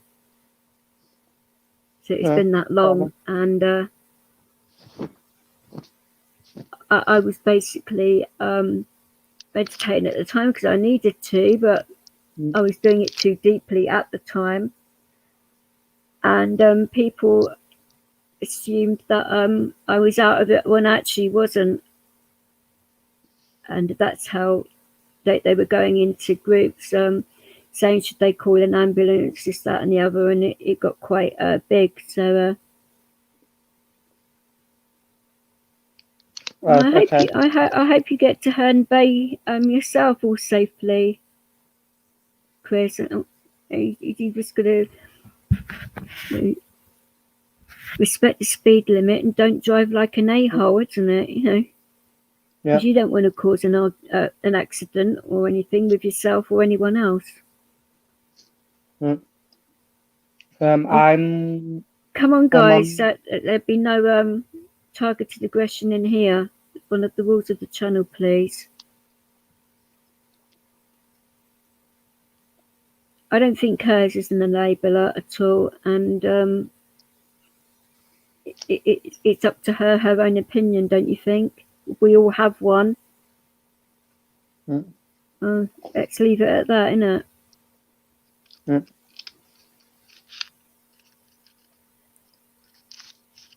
Oh, you've been doing rubbings as well. Okay. Did you get any good ones? You can get some good ones from St Paul's and Westminster, if I remember rightly. Yep, I will be heading to Dover on Saturday. See, I was thinking about it, but I don't know whether that'd be such a good idea travelling just before I go up north. So, you there's a train. There's one train, I believe, you can get from Victoria to Dover. To be fair. Oh, it's from Euston to Dover. It's a direct train. I've been up there before, so I know where I'm going if I did want to go. But because of the way the last protest went on the 5th of September, it was terrible. So was it? It was very bad. People got beaten up, kettled, a lot, but there was more than one protest going on that day. The Extinction Rebellion were protesting and another group at the same time. So there's 3 different groups of protests going on that day. Yeah. So I was all set to go down there. I had a hotel and train tickets booked and everything for that. And my epilepsy was bad on that day. And they were saying that I don't think it's a good idea. So that's why I didn't end up going down there. But it would have been all right, I think. Yeah. So I'm gonna be down there on Saturday, and I'm live. Okay. If anyone wanna join me on that day. If I end up going, it'd be all right to probably meet up with some YouTubers. Why not? Yeah. It'd be good fun. Try not to get arrested or anything, eh? That wouldn't be good now, would it? You know. I have a very good plan. To not get arrested. Okay. Take my police cadet card. So I can be free. Well, just hopefully that this time they will police it a little bit differently. Yeah, Mark's saying I predict arrests at Dover, so be careful if you go. I'm sure there will be arrests. I mean, there are arrests everywhere because there's a protest going on in London at the same time. God Best was saying earlier. Yeah. Well, with me is the London one was booked after the Dover one. So ideally, everyone should be coming to Dover instead of London. Because London one people did at the same time, so we don't get many people to Dover. Yeah, it sounds probably about right actually. Which is bad, but And Dover demo 1 p.m. Yeah, so what is it, Mickey, that you've got marriage on the brain today, have you, darling? Bloody hell. oh God, Mickey. He's being cheeky. Yeah. Nothing wrong with him being cheeky though, I suppose.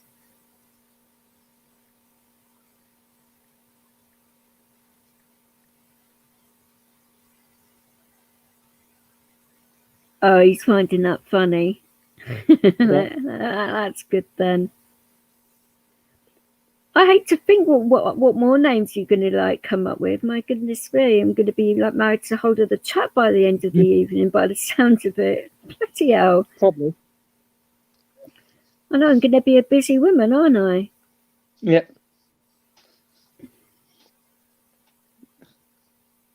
Bits, mouse, 1, 2, 3, maybe. Oh, Mickey said that earlier on that I'd be called Vicky Mouse. Mrs. Monkey. Oh dear me. Be interesting though, wouldn't it? Like having all these different names all of a sudden. Why not? It's all in good fun. Yep. See, I don't know what this weekend's going to be like, if there's going to be 2 protests going on. I would, to be fair, if you want to go to any protest, it would have been both, I would say, because in London now would be violence. To be fair. Hi, JYD.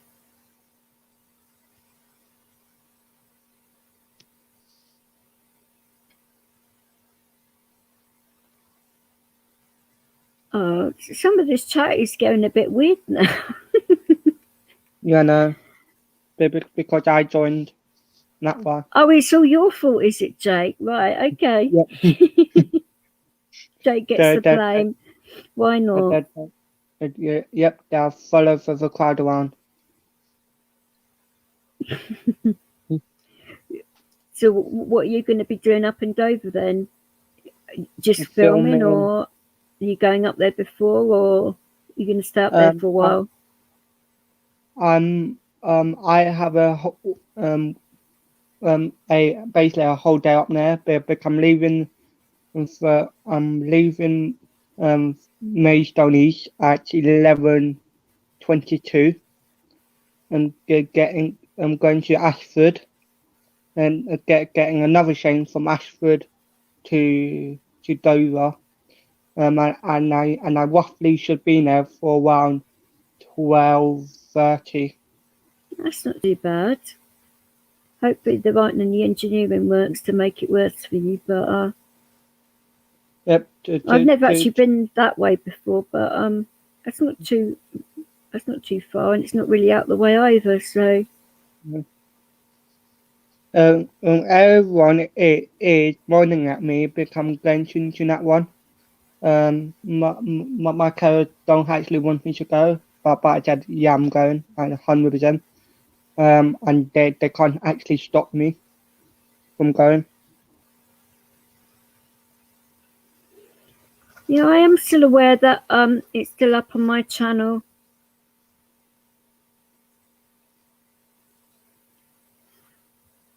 In regards to what happened with Angela, this is a difficult one as well, because I thought she was like a sister, and behind my back, it wasn't like that. She was going into backstages with other people, saying all kinds of nasty things, which weren't true, about my disabilities and all of that, my epilepsy, all of it, and it was just bang out of order. So when a person comes at you and tries to destroy your life and basically gives your character an assassination, where are you supposed to take that? I don't think you can get past it, because you've got to be able to trust that person again. And when they've broken a lot of levels of your trust, I can't see me getting past it. That's all. I had good and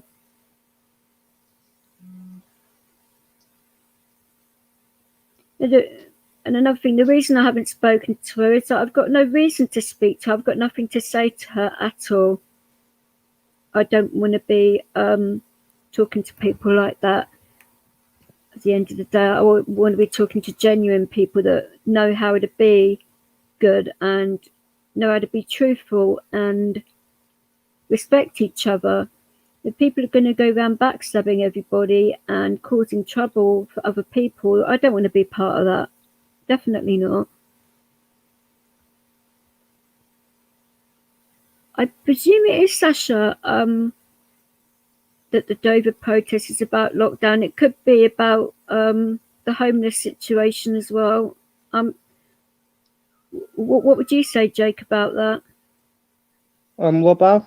Sorry? About the Dover protest, is it about lockdown, or is it about the asylum situation, or is it both? Or it is basically both, but the main aim is protect our border, because what I understand from people is we are paying front a certain amount of money to stop the boats from coming over.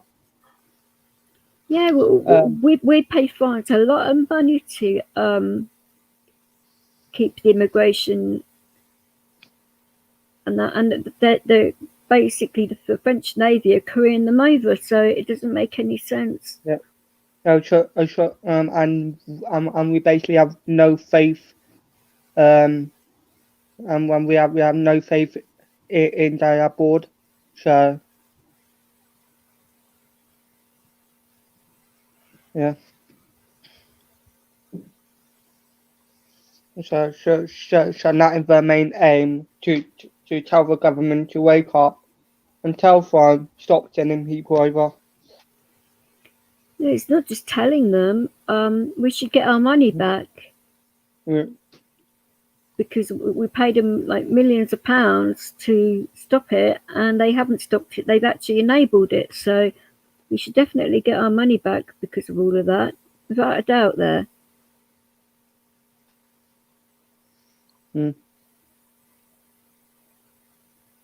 Pickle juice on the rubbings.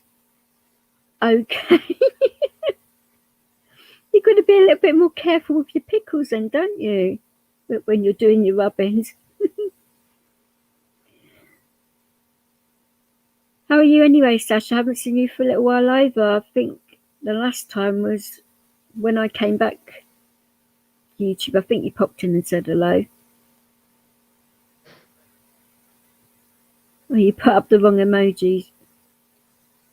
That's why I tend not to use them, so they can get you into trouble. I was going to say, Jake, did you manage to sort out all that stuff that went on your channel in the end? Has it all been sorted out now, or is it? Right. Yeah, because I did sort of see what happened, and I was like, oh my goodness me. I couldn't believe what was going on when I watched it all. It's like I took my headphones off because I think somebody said in the chat that it'd make you go deaf. So I didn't have my headphones on for that one. Lucky I didn't. It would have blew my head off. Yep. To be fair, I didn't actually to be fair, I haven't actually had time to watch it back. A lot now. My head was not in the right place. Say that for now. So I don't blame you. That was a pretty mad stream, that one of yours, wasn't it? I felt sorry for you having to deal with that because it was kicking off everywhere, wasn't it? I was basically live for about 9 hours, 10 hours yesterday. So Oh, I was going to say, I thought you meant for that live where everything kicked off. I was going to say, I certainly didn't watch that much footage. It must have been clipped or something then, but no. You said yesterday. Yeah. Oh, wow. It's certainly a long live stream for you then. What was it about? To be fair, I went on that file to see how is everybody etc. Then I got put music on till about 11. Then about hot 9, 9:30, links came on with PD. They started. Oh no! And then and escalated from there, did it? Yeah. Oh, that's not good. I don't think I have made PD happy. Well, you can't make everybody happy all the time, unfortunately. I'm sure he would understand if you felt that he made a mistake or things could have gone better. I mean, he's a reasonable person. He'd listen to you, I'm sure. Yeah. You don't know until you try. The next time you see him, just have a word with him, innit? That's all you can do. No, I wouldn't quite say that, Chris. Actually, you can't blame it all on Cornish. You can't blame it all on anybody. That situation was because of quite a few people. It wasn't just one person at all. There was lots of people in those backstages, and it was a regular occurrence. I don't believe that the way certain people were spoken to in there was the best. Yeah, we were all angry. We were all upset. But a lot of that stuff I hadn't heard before, so I was getting more angrier by the minute because of what I was hearing and seeing. And I'm like, this person is supposed to have been my good friend, been like a sister, and then all of a sudden stabs you in the back. No, I don't play that game. It's not good at all. But I do agree that people could have been spoken to a bit better. But like hindsight is 20/20, and when you've got heated emotion involved, when you're hearing things for the first time, you can't always control your emotions, can you? No. At the end of the day, and it is difficult. Oh, Mickey. Are you trying to wind Jake up, are you? Probably. Mickey's saying that you and Emma are back in love, so keep your hands off. Mickey. It's all right, Mickey. I will keep my hands to myself, I promise. I'm single at sweet, Mickey, so I don't know what you have taken tonight. No comment. To be fair. No comment at all. I wouldn't know either, but there's nothing wrong with him being cheeky. It's better than him being horrible. Yeah, fair enough. Oh, what did I just say? I said the way people had spoken to each other that night wasn't good. I said that multiple times. But hindsight is 2020. If I could have done that night again, I'd certainly do things a lot differently. Put it that way. But I can't control what other people say, and I can't control what other people do. It's down to them at the end of the day.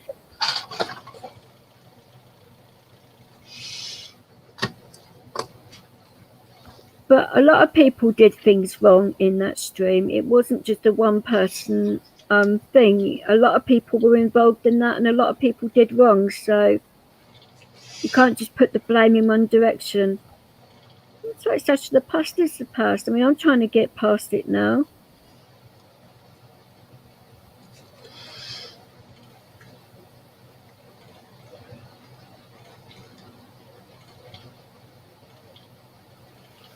This is the thing, Mickey. I am a calm person most of the time, and that's why I needed time off to get perspective.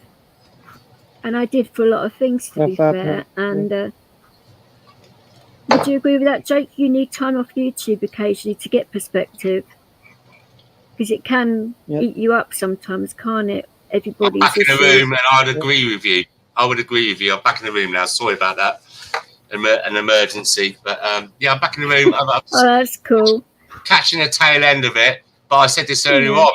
You do, you know. I'm glad to see you back, but sometimes you just need to step away from this because it's engrossing and controlling over your life. Everybody sort of like said how much better I sound, which I am, and I think I needed that time to get on top of my own issues as well, because I'm dealing with a lot, and the PTSD was getting out of control, and I needed to get back on control of that, and I think I managed to do that, so it's all cool.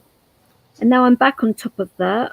I can certainly help other people that suffer with it too, because it's not a very nice disorder to go through, I don't think. It's a dark hole. It's a dark hole. It can be. Yeah, it can be a dark hole. But it depends if you can see light at the other side of it. If you can't, that's difficult. But if you can, it's always nice to see a bit of light at the end of it. Yeah. Yeah, you're right, Gissy. Channel owners are responsible for the content and the mods we do pick, but saying this, I'm not saying this is the thing with all mods, but some mods bring their personal issues into people's chats, and if a certain person comes in that they don't like, they will time them out or do things to them just to suit their own agendas, and that doesn't suit the person whose channel you're in. Vent their own anger is the terminology I'd look for, which is wrong. It's just wrong.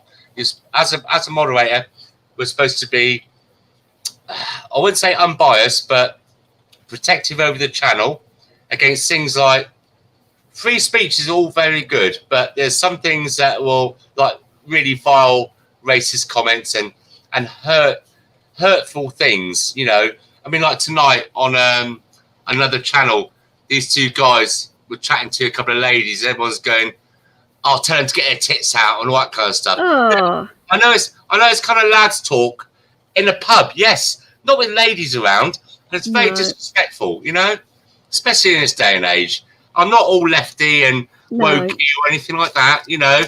I mean, God, I mean, I wouldn't. If you see a pretty girl walk down the street, I mean, personally as a bloke, if I wasn't married, I'd probably think, he's a bit of all right, but I wouldn't wolf whistle her, and even before all this, you know, lefty wokeism stuff come out and Me Too movements, well, I would have done that just out of respect, because like I said to you earlier on, as men, we have all had mothers, you know, we only come from one place, so why would you disrespect that woman, you know, when you got a mother and you respected her? Do you understand what I'm saying? You know, it's just, you know, about not intimidating people and everybody just, you know, living their lives. It would be nice though to see others. Women are just as bad as men, to be fair, to like respect people in chat. So it's not all about things like that, because it can overtake like a chat, can't it, if people are being rude and arrogant. I mean, Mickey Mouse, some girls probably, I mean, like a woman, some girls do probably like it. Say like they come out of a relationship and they feel a bit low and down with themselves, their boyfriend, husband or whatever is abusive to them, and they get a bit of a wolf whistle. It might, I mean, I shouldn't say this, but it might put their day think, yeah, I'm still good. Yeah, men still want me. And so, and vice versa, like a guy walking along, some girl gives him the eye, and he might come out of a traumatic relationship or something. It's an uplifting thing, but it's just getting the balance right. It's getting the balance right and, not intimidating and kind of stuff. But yeah. I mean, girls like to go out for a drink, don't they? A group of them. And I know this because I've been invited with a group of girls, like 14, 15 girls, and I'm on my own. I'm the only bloke. And I feel abused because they get some creepy guy trying to come up and sneak up on the dance floor. Then they make out on their boyfriend to basically fuck off the guy. But it's all about balance. It's all about the balance. And as like all of us here, we know what is right and wrong. The thing is, Jack, with Andrew, it wasn't just about that. You guys do not know, but she did a lot to me. And coming out saying that I wasn't epileptic when I actually am. Talking about my disabilities when she knows nothing about them, really. I mean, I was born with a hip condition. I've been pretty open and honest about that and things like that. And coming at my medical history is bad enough, but coming at me about my sexual assaults and saying that I was copying her story when our stories are nothing alike. You do not come at somebody who's been assaulted, especially a victim of a rape at knife point, and it's been more than one attack as well. So I was trying to deal with all of that, and then I've got her in the background saying it didn't happen, I was copying her story. Well, bullshit, I'm sorry. She's got a lot to answer for. It's not all about that. And I would have said a lot more to Angela in PDs, but it was just kicking off all about other people. But there's just a lot of things that went on there that you guys do not know nothing about. So that's all I'm saying about it. Sorry, God bless. Carry on. No. I'm just trying to. Well, I've been out the chat for about 20 minutes or so. I'm just trying to piece together the rest of the bits of the puzzle that I lost while I was away. So So I'm you crack on, girl. You crack. It's nice to hear you. So I don't know, light-hearted again. Not this very second, but from earlier on. I think you have to be. I do think you have to be. And like I said, that break from YouTube did me the world of good. It really did. I mean, yeah, it was a long time, and I had a lot of people sort of like asking how I was and what was going on, and the fact that I could hardly speak. I sounded like Darth Vader on a bad day. It was terrible. So I thought, no, I'm not going to watch any live streams. I'm not going to get involved with anything. Just have a unplug from the internet, Yeah. It makes you feel great. I'm seeing Sasha Blue. She's put on there, let's stop stereotyping. I mean, I don't know if that's directed at me. I just said, look, I'm basically saying let boys be boys, let girls be girls. And, I'm not stereotyping about, like, men wolves whistling and then like girls like the attention of blokes. We're it's in our DNA. We fancy the opposite sex. Well, not not everybody, but I get what you mean. I just really dug myself there, didn't I? I'm just saying, no, it doesn't matter. Do you know what? When I was younger, so I had to hang around quite a few black mates of mine back in the day. So I liked the music and the food and the comedy and that. And then they'd come out with these things like the batty boy this and the batty boy that. And I said, listen, you should love the gays. They go, what? And they look at me. And I said, yeah, because listen, I'm doing a reverse psychology. I'm saying, this is when I'm 16. I said, yeah, more gays right? That means there's more women for us. Are you stupid? Are you stupid? It's a reverse psychology kind of thing, you know, because I ain't got everybody. No one can control who they fall in love with. No, the heart wants what the heart wants. Exactly, and just be happy. You know? So I don't know what all this, and now we got this, like, was it 169 genders? I think it is now. I don't know. And I just thought there's 3 genders. There's male, female, and then people say, "What's the third one?" Then I say, "Well, hermaphrodites." Yeah, people forget about them. God, what kind of life have they got? You know, to get their head around all this kind of stuff. So just let people be people, and you know, no one's hurting each other. I mean, I've been to gay clubs, and I'll tell you what, I must admit, like, gay clubs are quite better sometimes. But yes, the music and everything else. I never learned about poppers till I went to a gay club. Oh no, that's popper, horrible. Oh my God! The first time I'd done it, I felt like somebody was holding me by the ankles and swinging me around the room at 1,000 miles an hour. But it's all about life experiences, isn't it? I mean, I'd never try things like skag, heroin. Could you imagine that though? If you was in a rave and all you could smell was poppers. Oh.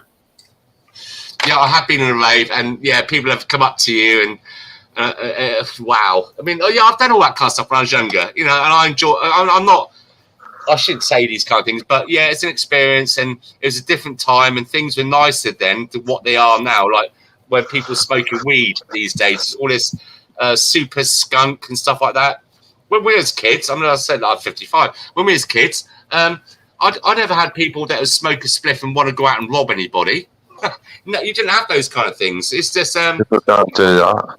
Yeah, and all the depression now. People blame, you know, you see it in the papers where someone stabbed someone or gone and attacked someone because they were smoking weed, and it caused all these mental health issues. I think that's propaganda. Yeah, do you know what I mean? Yeah, it just use it as an excuse. Well, what are you on about? What are you on about? I think he's spreading propaganda. Why do people go around doing stuff like that? You know what I mean? Potted weed. People what smoke weed don't do right. You know what I mean? All we want to do is all weed people want to do right is sit back and chill out. Yeah, you know, and eat. We're just hippies. We're just hippies. Yeah, I know, mate. I was a bonghead when I was younger. Look, I don't know if I've listen. Just because you're violent, just because you were violent when you were younger, don't mean everyone else is violent. You know what I mean? Tony Dicko, listen, mate. I don't know if I've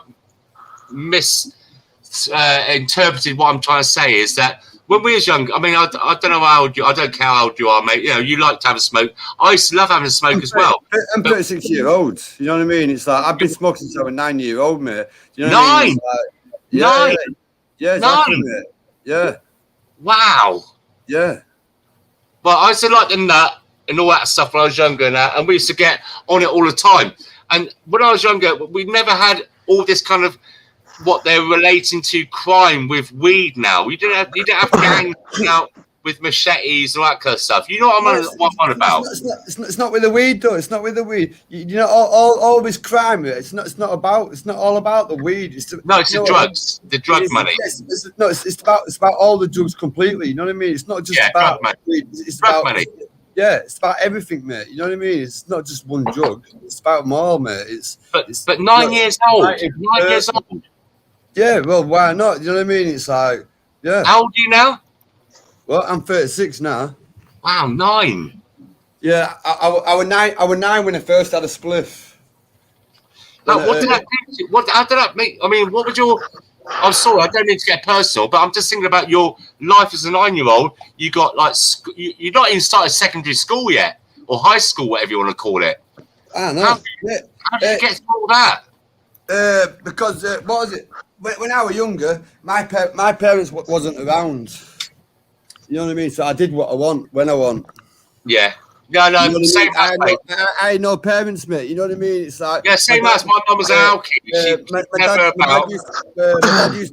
My dad used to come once a week and give me older brother shopping money, and then what was it? It's like my brother would take me with 2 brothers and my 2 sisters. My older brother would take us all shopping end of week, and then we'll go and buy shopping what we need and that's it. You know what I mean? It's like I never saw my mum. Hardly. It's like my dad used to come once a week to pay his bills and that. Who It would is what it is, mate. That's life. You know what I mean? no, Tony, if you don't want me asking, right, how did you afford it? You know, as a 9-year-old boy, getting weed. I was working. I've been working. I was on milk round, stuff like that. So yeah, and obviously back then, I used to do naughty things, and yeah, I used to get it, mate. You know what I mean? Things you do. I mean, 9 years old in the past 5 or 10 years, I can understand in certain parts of the country, but wow, you've shocked me a little bit. Why? I don't know if I'm the only one here. Maybe I'm fucking naive. I don't know. Tony, check your messages a minute, mate. Hi, PP. How are you, darling? And how do you cope? How do you get on with it now? I mean, you've got kids and stuff. Mate, yeah, I've got kids, mate. Yeah. And do you keep them away? Do you watch out for them? Do you want them to? Yeah.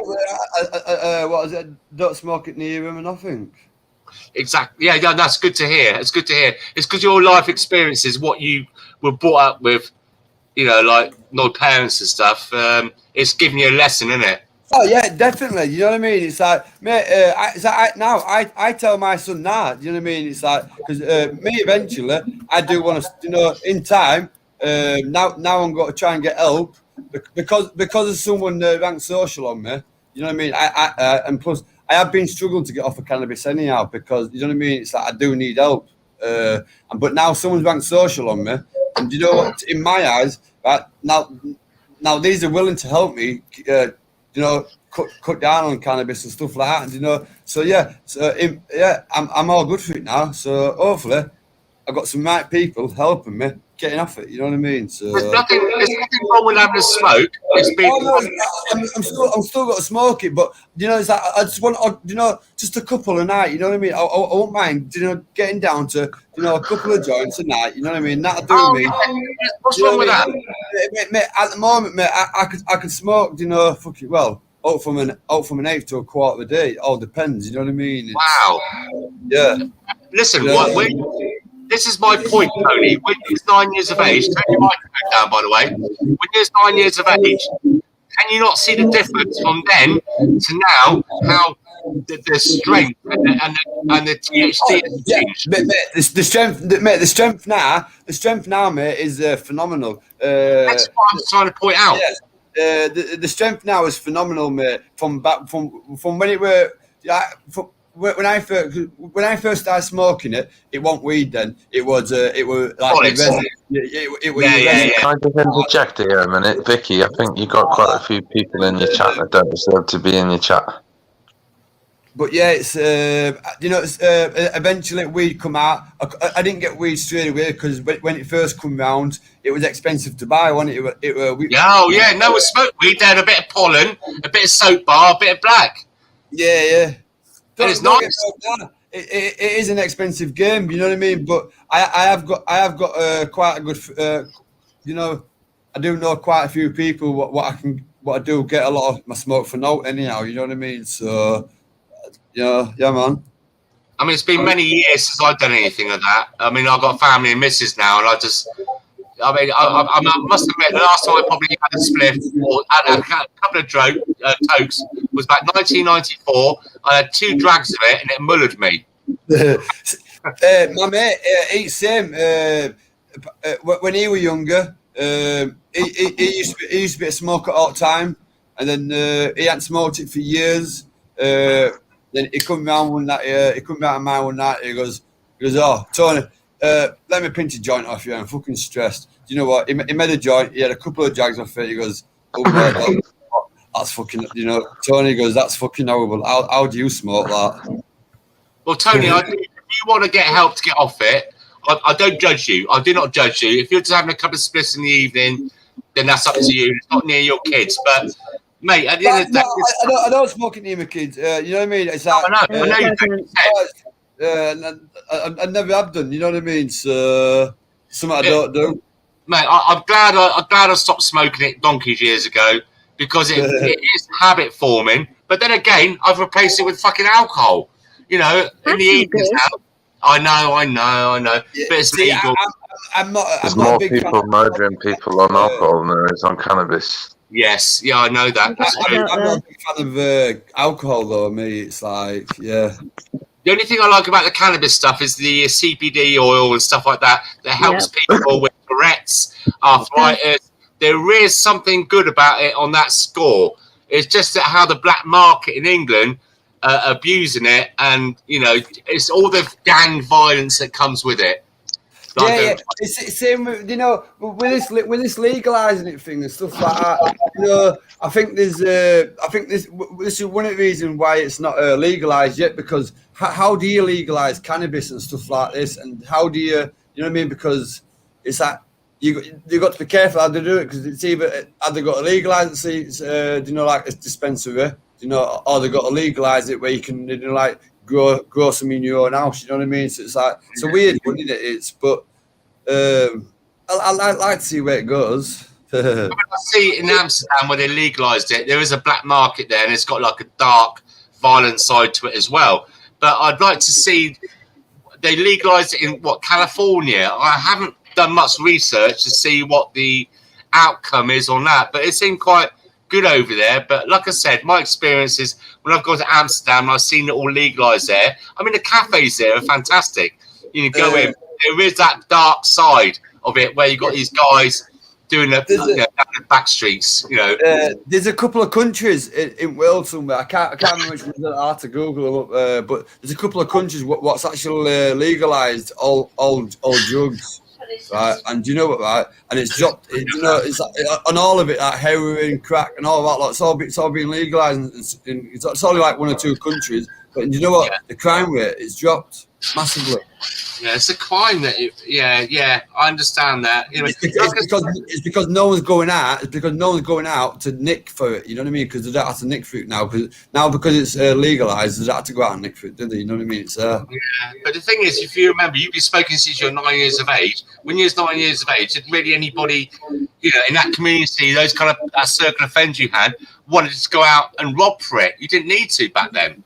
No, I didn't have to. Well, I've never had to go rob for my smoke. I've never once. Exactly. You know what I mean? That's not me. No, I always pay for it. Or people, I've had friends who say, "Yeah, mate, there's a nice smoke for you there." You know what I mean? So yeah, man. Yeah, like I said, I don't judge you. I know you don't. I know you don't, mate. I know you don't. I feel sad. I'm shocked that at the age of 9 years of age, at your age now, that was available to you. Because I feel it might have I've been brought up around drugs, mate.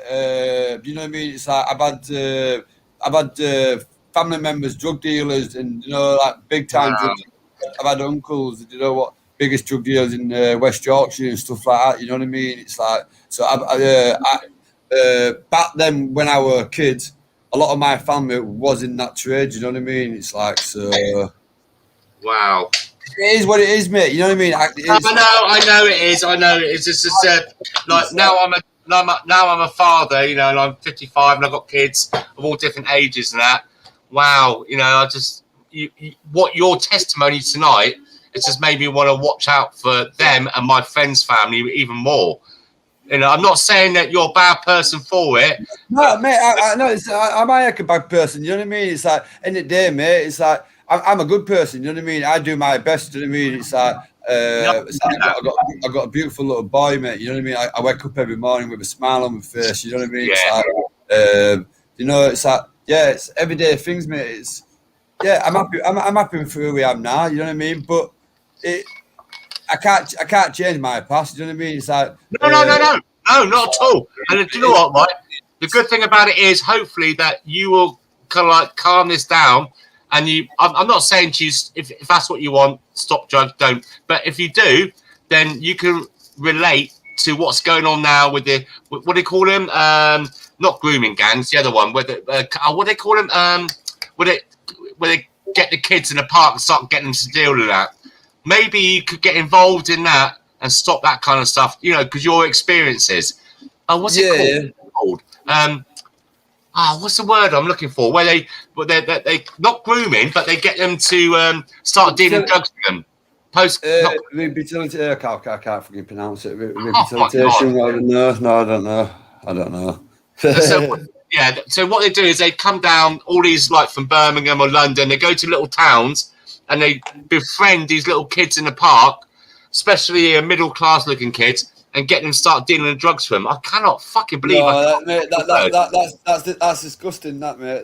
Exactly. Mate, that's horrible, mate. You know what, mate? Anyone what uses kids, mate. Like, mate, I've seen it happen before when I were younger, mate, myself. Do you know what I mean? Back in the days, early 90s and stuff like that. I've seen them, mate. I've seen kids fucking young as 9, mate, selling drugs. Do you know, back in the days? I cannot remember the name of it. Oh, what's it called? Country Lines. Thank you very much. Country Lines. That's the one. That's the one. Listen, mate, you have been an ideal spokesman for trying to help stop all that. Oh, mate, you know, if I can give some advice to stop smoking, mate, yeah, I'm going to give it, mate, hands down. Do you know what I mean? It's like I'd never advise no one to say, oh, yeah, has a joint there, crack it up, put it in your mouth and spark it up. You know what I mean? It's like, fuck that, mate. I never force drugs on no one. It's like, no, disagree with stuff like that. Class A's are never good. Pardon? Class A's are never good. Yeah. I'd certainly prefer to be smoking weed than doing any of the other stuff, without a doubt. There. See, this is it. I'd rather smoke a joint and then have a beer, without a doubt, all day long. Do you know what I mean? All day long. I'd rather have 2 joints a night than have 4 cans of beer. Oh, I don't like booze either, so yeah, I'd agree with you there too. It's all what floats our boats, isn't it? But doesn't affect others. But doesn't affect others. You don't sink the boat, innit? Yeah, I mean, Tony's sat at home on his own. He's not going out there knocking it out to 9-year-olds. I don't sell. I don't do nothing like that. Mate. That's what I'm just saying. You're keeping it to yourself. You're having a couple of little cheeky splits to yourselves, a couple of beers, and that's your relaxation. You're not going out and hurting anybody.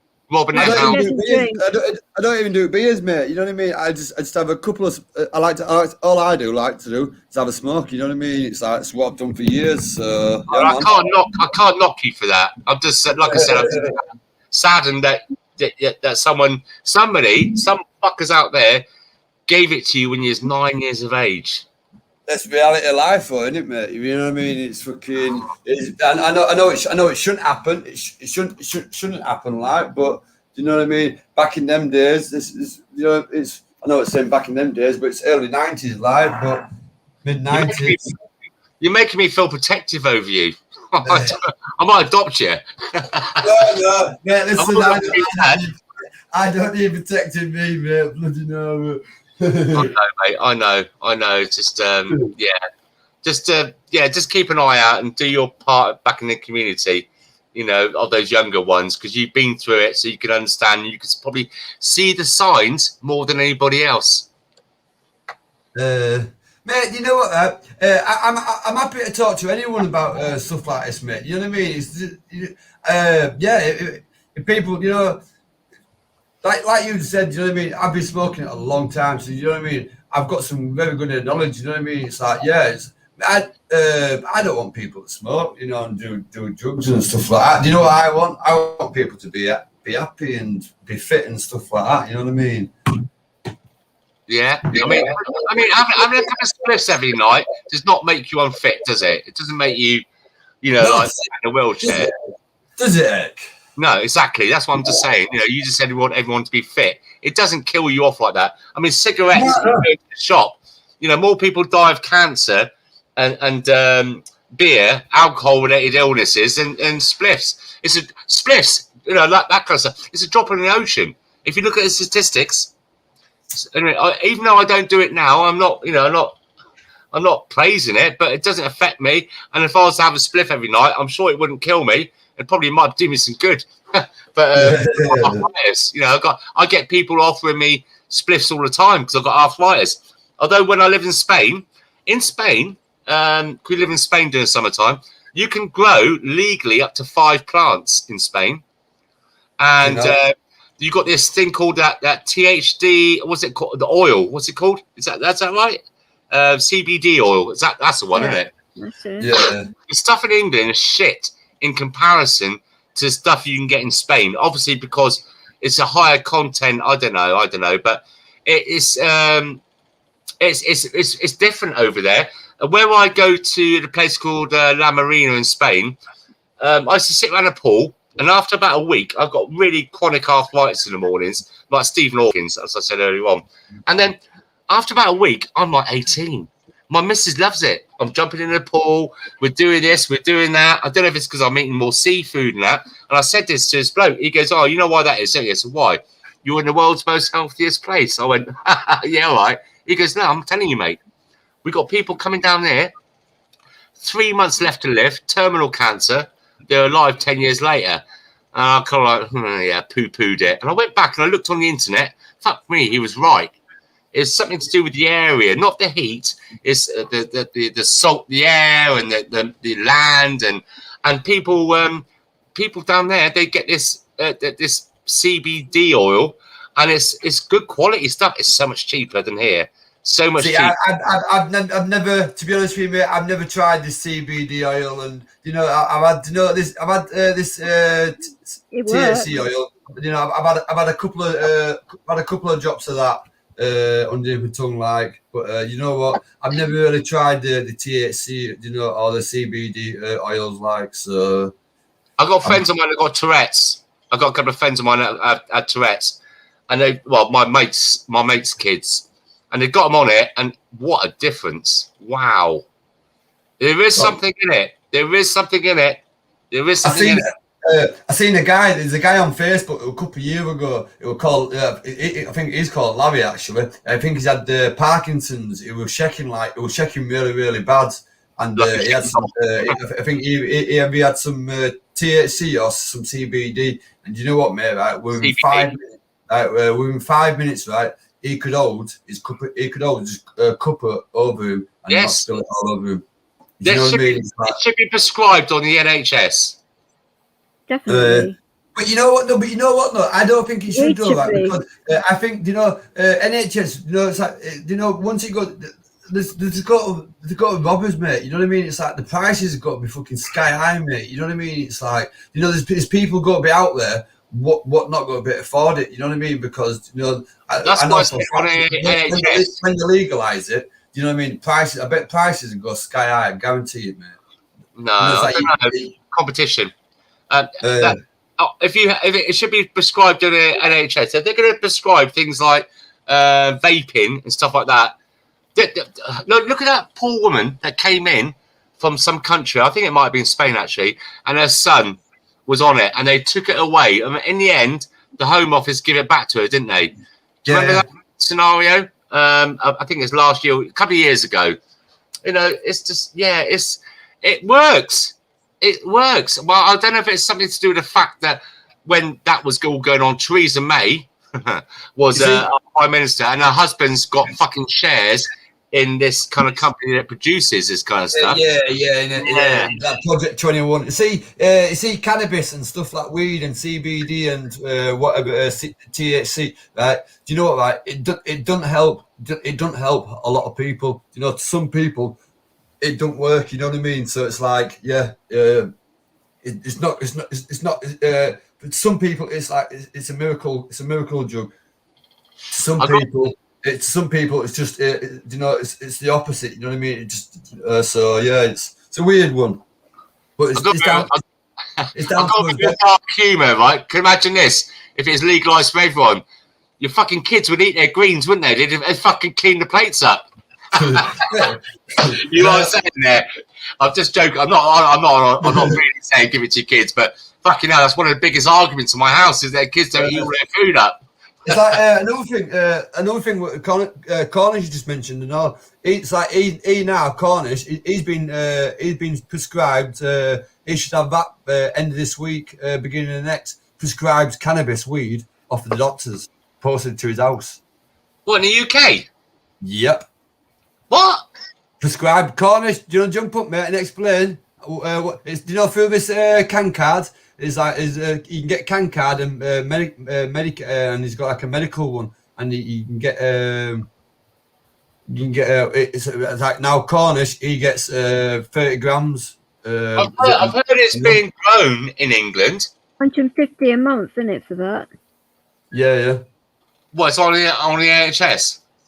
No, it's a private company, doctors. It's yeah. I'm looking into getting it myself. What, real weed? Yeah. And this weed is from all over the world. It's, you can get it from fucking Afghan, fucking Australia, America, and it'll get posted. They grow it in the UK. And it'll get paid as long as you pay it every month. It'll get paid. It'll get delivered to your house every month on a certain day. But why does it have to come from other countries when they're growing it in the UK? Well, this is it. I don't understand because UK grow the best weed ever. You know what I mean? It's like really? we do. Yeah. We produce the best weed. Was that because we got so many Vietnamese coming over here? I don't know, mate. I think it's just a lot of fucking people into it, mate. You know what I mean? But yeah, it's like Canada and stuff like that. They get our weed. They get their weed from over here and stuff like that. You know what I mean? Are you serious? Yeah, mate. It's bonkers. Wow. Is that right, DJ? Have you done any research into this?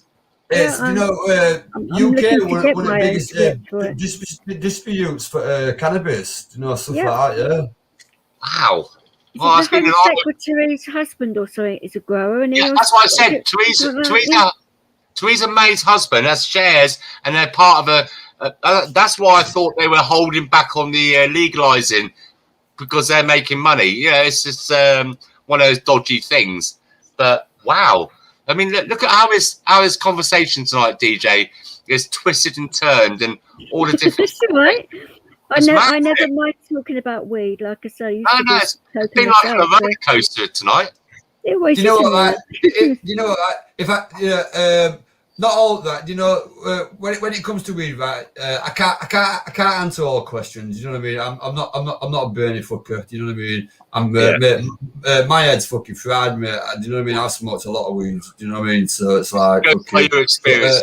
You know what I mean? It's like I do know a bit. You know what I mean? But every now and again, it just takes me a bit longer to fucking before it comes to me. But you know what I mean? It's like, yeah, man. If I can give advice on or fucking stuff like that, yeah, it's definitely. Wow, it's been an eye opener tonight, to be honest. It's this cannabis, mate. Right? It's not going to be a Class B drug much longer, mate. I guarantee you that, mate. Well, they're doing this thing. There's another thing they're doing as well. It's what's it called? Micro LSD. Have you heard of that one? Mate, there's a program on Netflix. There's an old couple, right? What used to do magic mushrooms, right? And you know what, right? With these magic mushrooms, they got it down to a T, right? If you watch the documentary of it, you know what I mean? They were just about to publish it and all this lot, but then other people found it and they found out you can get high off it. But if with magic mushrooms, if you use like micromilligrams and stuff like that, mate, it's meant to reset your mental health. Microdosing. Microdosing, what's it's called? Yeah, it's something like that, but it's meant to reset your mental health in your brain. You know what I mean? Really? Yeah, and it's got to do it. It's tiny little bits, mate. And but that got classed as a drug, didn't it? Because people were getting high off it, and people were abusing it. So and that's why now you know what I mean. I think the couple. They've even written 2 books about it. They've even written a book. Talk about it. Themselves and stuff. Yeah, it's a good thing to watch on Netflix. Yeah, man. No, I haven't seen that. I mean, I'll be honest, right? I mean, like I said, I've never done skag or crack or anything like that. But when I was younger, I don't know. Most people, we all experimented. And hang on a second. You have to wait a minute. I'm making flags. Yeah. Someone's come into my room. Hello. Hiya. My Spanish one. Yeah, I'm going to make La Mamba next. Okay. And then I'm going to make Russia. 1 second, guys. What else should I make? England. No, England. United Kingdom. England's not boring. Come on, off you go. Go to bed. Go to bed. So hang on a minute, guys. Hang on. That's That was my It's Project 12-year-old. 21, Jack. Yeah, that's a It's called. 12-year-old autistic daughter. Oh, The bless her. psycho. Anyway, right. So, I mean, when I was younger, I've done acid. I've done the traveller, the tabs, the microdots. I've done the mushrooms. I've done ease. I've done weed of all different types and that, and speed. You know, when you're younger, I mean, maybe I'm a bad example. Maybe I shouldn't be talking about this on here. I mean, I'm not praising right. it anyway. It's No, just of those course things you not. do. And I'm glad I've had the experiences, you know. And I must admit, acid, I did love acid, but I never saw the pink elephants flowing around the room, you know, and all that kind of stuff. It was just it's hard to describe to somebody what acid is like if they've not taken it. You cannot, you just cannot describe to somebody. I've had acid, mate, right? And I went in my mate's bedroom, and his bird just moved in, right? And and she just got lots. She got mates. My mate's bedroom now, right, is full of fucking pot dolls, mate. Full of pot dolls. Right? Full of what? Pot dolls. You know them pot dolls? No. You can get like pot dolls, like pot doll things. They call pot dolls, whatever they're called. But yeah, well anyway, my mate's girlfriend had loads of them. She put them all in his bedroom and that. They're on acid, fucking. And next thing I know, fucking, what was it? I got one at pot dolls, heads turned. Right? And then all the rest of them started turning at me. You know, one of them go up and said, "Look, they'll try to kidnap me, mate. They'll try to kidnap me, take me to their world, mate. I fucking shit myself, mate. I'm fighting with an everything, mate." I've never had vision. My mate come in to half at pot dolls all smashed up, and I'm running out of bedroom. On my hands and knees. Mate, I necked loads one night. You know, do you remember the travellers, the microdots? Yeah, I had to go to court the next morning on those. I didn't know I was in court. That's pretty interesting. Yeah, interesting. You think after 12 hours, you think you're starting to come down. You come back up again. And then you come back up again. And it goes on, and then it starts to go down again. You think, oh, thank God for that. It's like when a fairground, you get on, you know, ride. You think, yes, this is good. And you think halfway through it, oh, I want to get off. But I never saw anything like that, you know, the things he's on about. The only thing you see as you're coming down off them after about 12, 14 hours, you might look at the carpet, you thought you saw something moving like a fly or something like that. 2 seconds. I'm not angry. What? Do I sound angry to you? You're certainly not. You're I've heard you when you're angry, and that far from it, darling. Far from it. I'm chill, me. I've had an exciting night tonight. Me and Cornish have been busy on laptop, fucking sorting some merchandise out, like so. Yeah, man. By the way, people, sounded angry to me. By the way, people, I've got my own shop now. If you hope you don't mind, DJ Vix. What shop? I've got my own shop now. It's tonydicko.co.uk. Yeah, man. Got a few merchandise in there. What would that be then? People. I've got some merchandise, clothing in there, some accessories in there. Yeah, man. Elaborate. Don't just like say I've got a few things. Tell us. Sell yourself. I got jumpers. I got t-shirts. I got jumpers, I got t-shirts, I got phone cases for any Samsung above S8. I've got iPhone cases. Do you know what? I've even got a bean bag. I've got water bottles. I've got mugs. I've got I've got quite a lot of things now. It's man.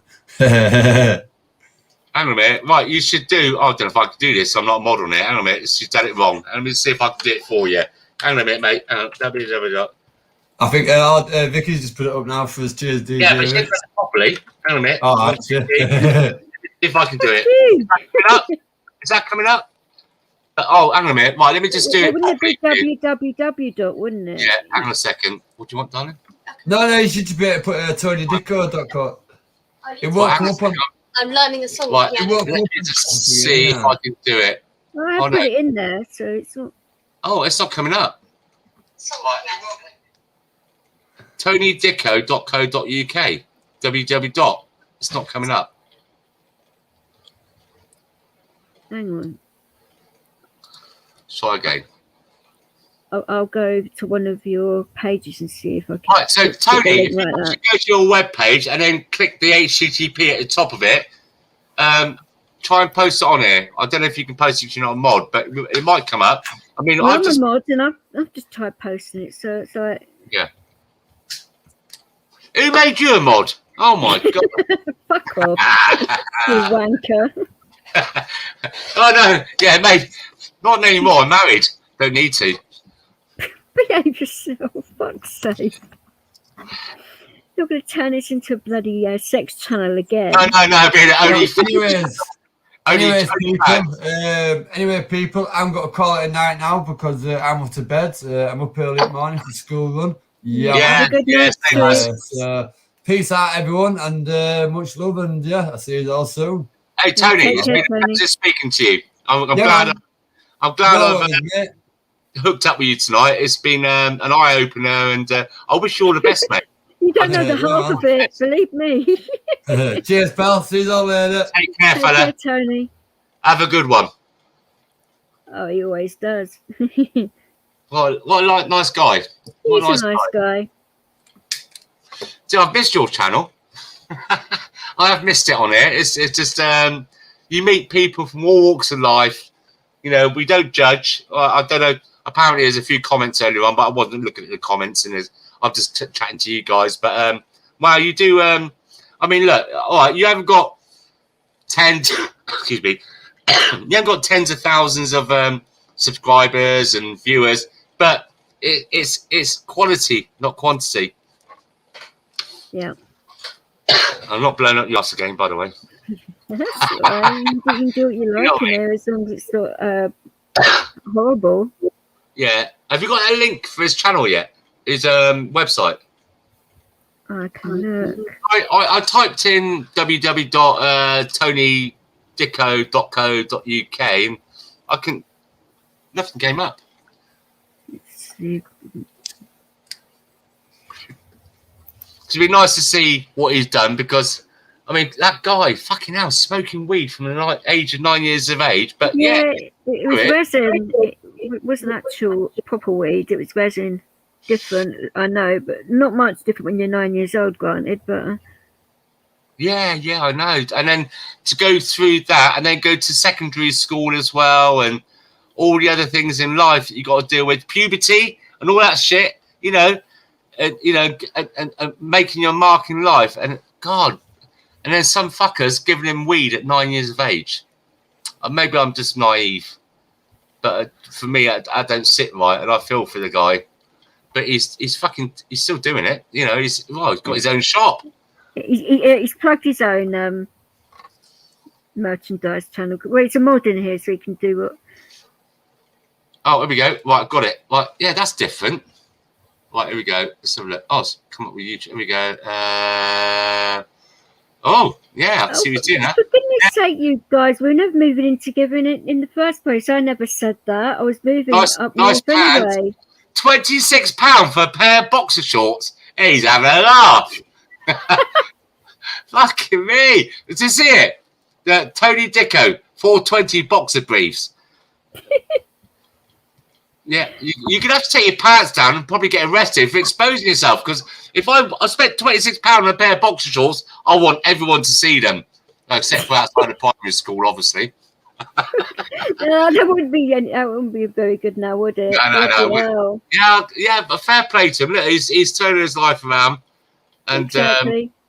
doing something with it. Wow. I'm going to have to message him. I don't think I've ever spoken to him before. And I enjoyed it tonight. He's all right. He's a good geezer. Yeah. Well, fair play. Evening, Mickey Mouse. Still here, mate. Yeah, he's another good one. I've known Mickey for quite a while now. I have too. If you ever want to mod somebody, I'd recommend modding him. I mean, the thing is, as you know, I mod around quite a few channels. And when you put someone's name forward, you're putting your own reputation on the line. And, he's a good bloke, Mickey. He's a good bloke. So, I know that. Yeah, spanner him. Give him a spanner. Spanner. He's a good bloke, he is. I'm not being blackmailed into giving out spanners. I do it when people least expect it, innit? No, I wouldn't. No. You know, I'd never be black belt. I'm just advising you because you've got a nice channel. I didn't read everything earlier on, and I heard people saying, "Oh, this and that," and it's, you know, I'm trying to keep the flow of the conversation instead of sat there reading through all the comments on there. Was there some aggro earlier on? Was there? Sorry. Was there some aggro? I can't believe you got 5 thumbs down as well. Who cares? It doesn't bother me. No, it doesn't bother me either. It means you're doing something good. It really does. If people want to go negative, let them go. It's all right. People are allowed to feel what they want, aren't they? You know. Yeah. No, he is a fair bloke. He is a fair bloke. I've got him on a few places now, and he's never put a foot wrong, to be honest. So just bear that in mind in the back of your head if you're here one night and you're getting left, right, and centre. Because, like I said earlier on, there's some thing going around at the moment on the YouTube channels where, you know, like guys like yourself have been attacked and our names are being cloned and all this malarkey, and it's just, yeah, it's all right. Yeah, bring it on. We're still here. We're not going to go nowhere. So anyway, I'm gonna pop out by another. I'm gonna have one more roll up. I've got how much have I got? Half a pint of hobgoblin left, and I'm gonna have that. And I've got a curry to go and eat in a minute. We ordered this curry 3 days ago. 14, 15 dishes for about, I think it was 40 quid. And me and my wife, we've had starters and we've had 2 huge plates of food each. And we've still got like probably about another 2 meals left each. So, yeah, I might be poorly tomorrow. or put some in the fridge and you could reheat it possibly. Oh, no, it's been in the fridge all the time. Yeah, it's been in the fridge all the time. So, yeah, let's go. Have you been to any protests because you're up in London, right? Do you ever go down to any of the protests or Speaker's Corner or anything like that? I have been. I actually walked, and I think it was the first one at Trafalgar Square, where BLM and everyone else is having a protest. I walked into that one by accident. Big accident. Yeah, like 4 protests bloody well going on. I'm like, what? Holy shit! What the fuck's going on in here? I know there's been a few protests tonight over. There's one in Cardiff, you know, Base Welshman, yeah. Yeah, he did a live earlier on, and there's a protest. It's about 6 people. I shit you not, and they're protesting over George Floyd's death. I think is it the anniversary today or something? Because it seems to be a bit. Yeah, I don't know. I think there's been quite a few protests of George Floyd today. But I said, what are you all moaning about? There's a good thing about this. And he goes, what? I said, it's been 1 year. If it's his anniversary, you should be celebrating. It's been 1 year today. He's been drug-free. Okay. Oh, I'm sorry. I couldn't help it. I got that kind of like dark sense of humour. Well, we know that. We're used to it by now.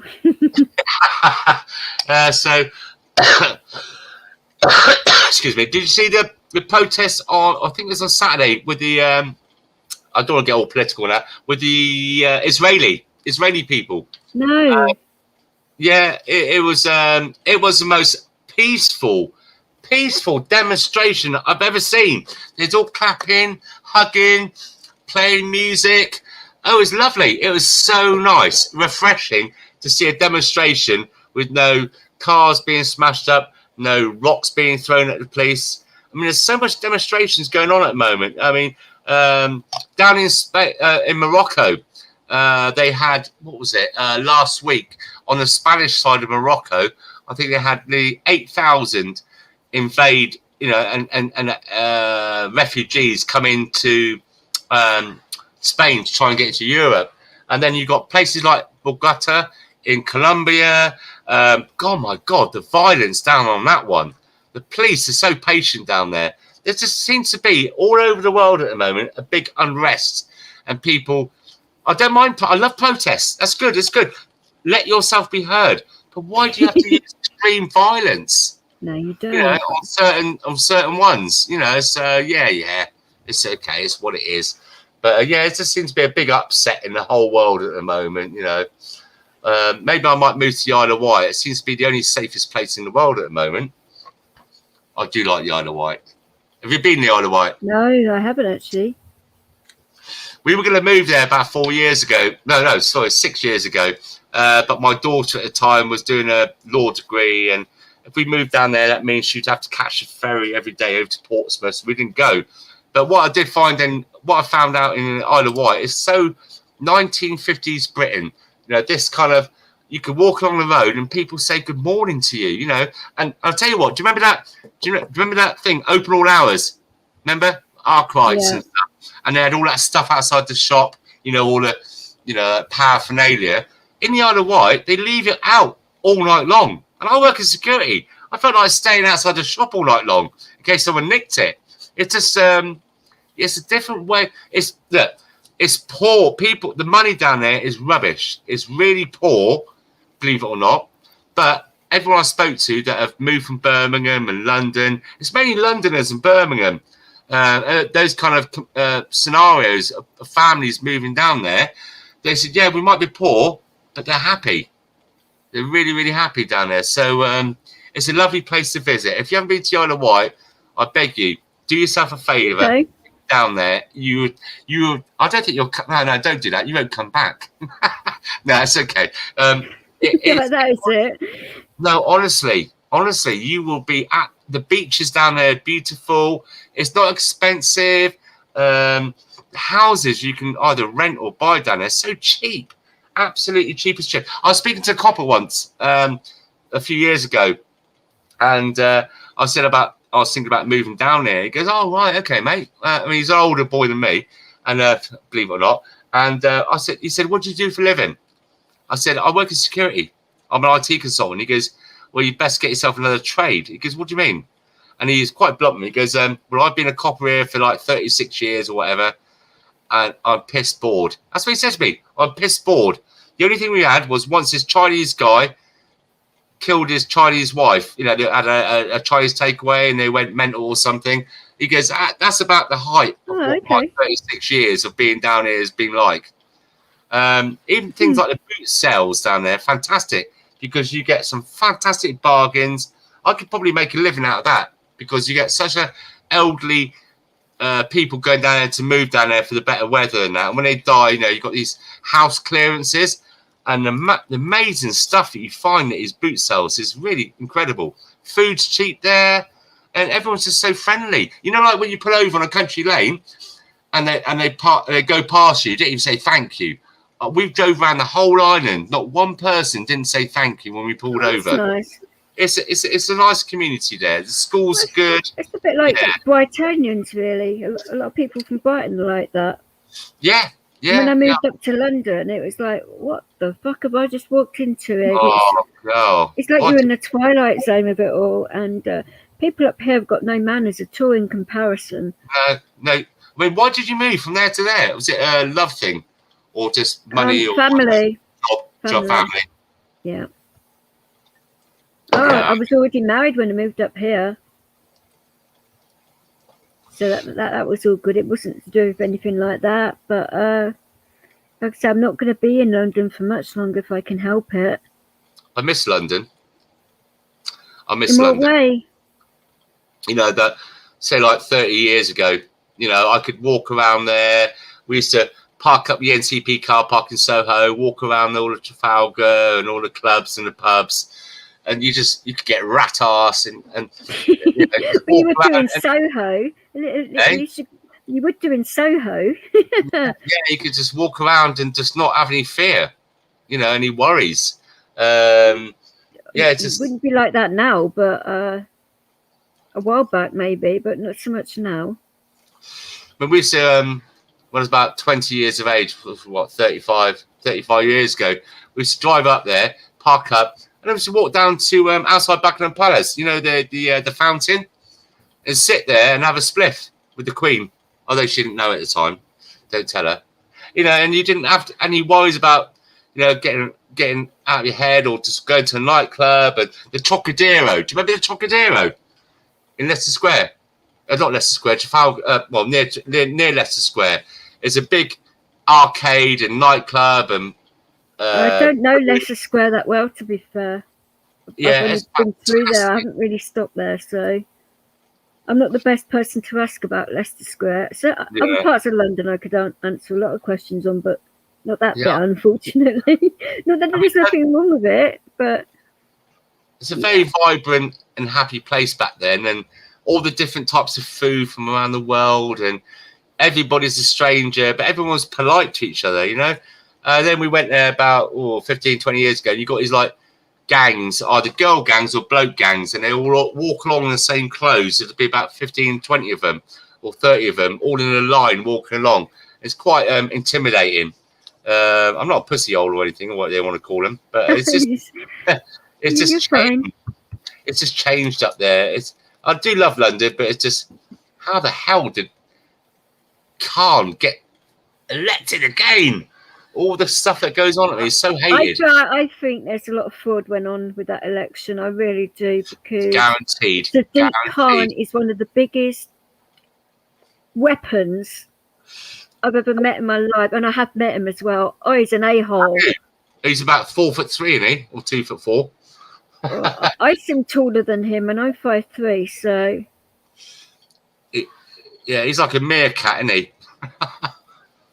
He reminds me of a meerkat.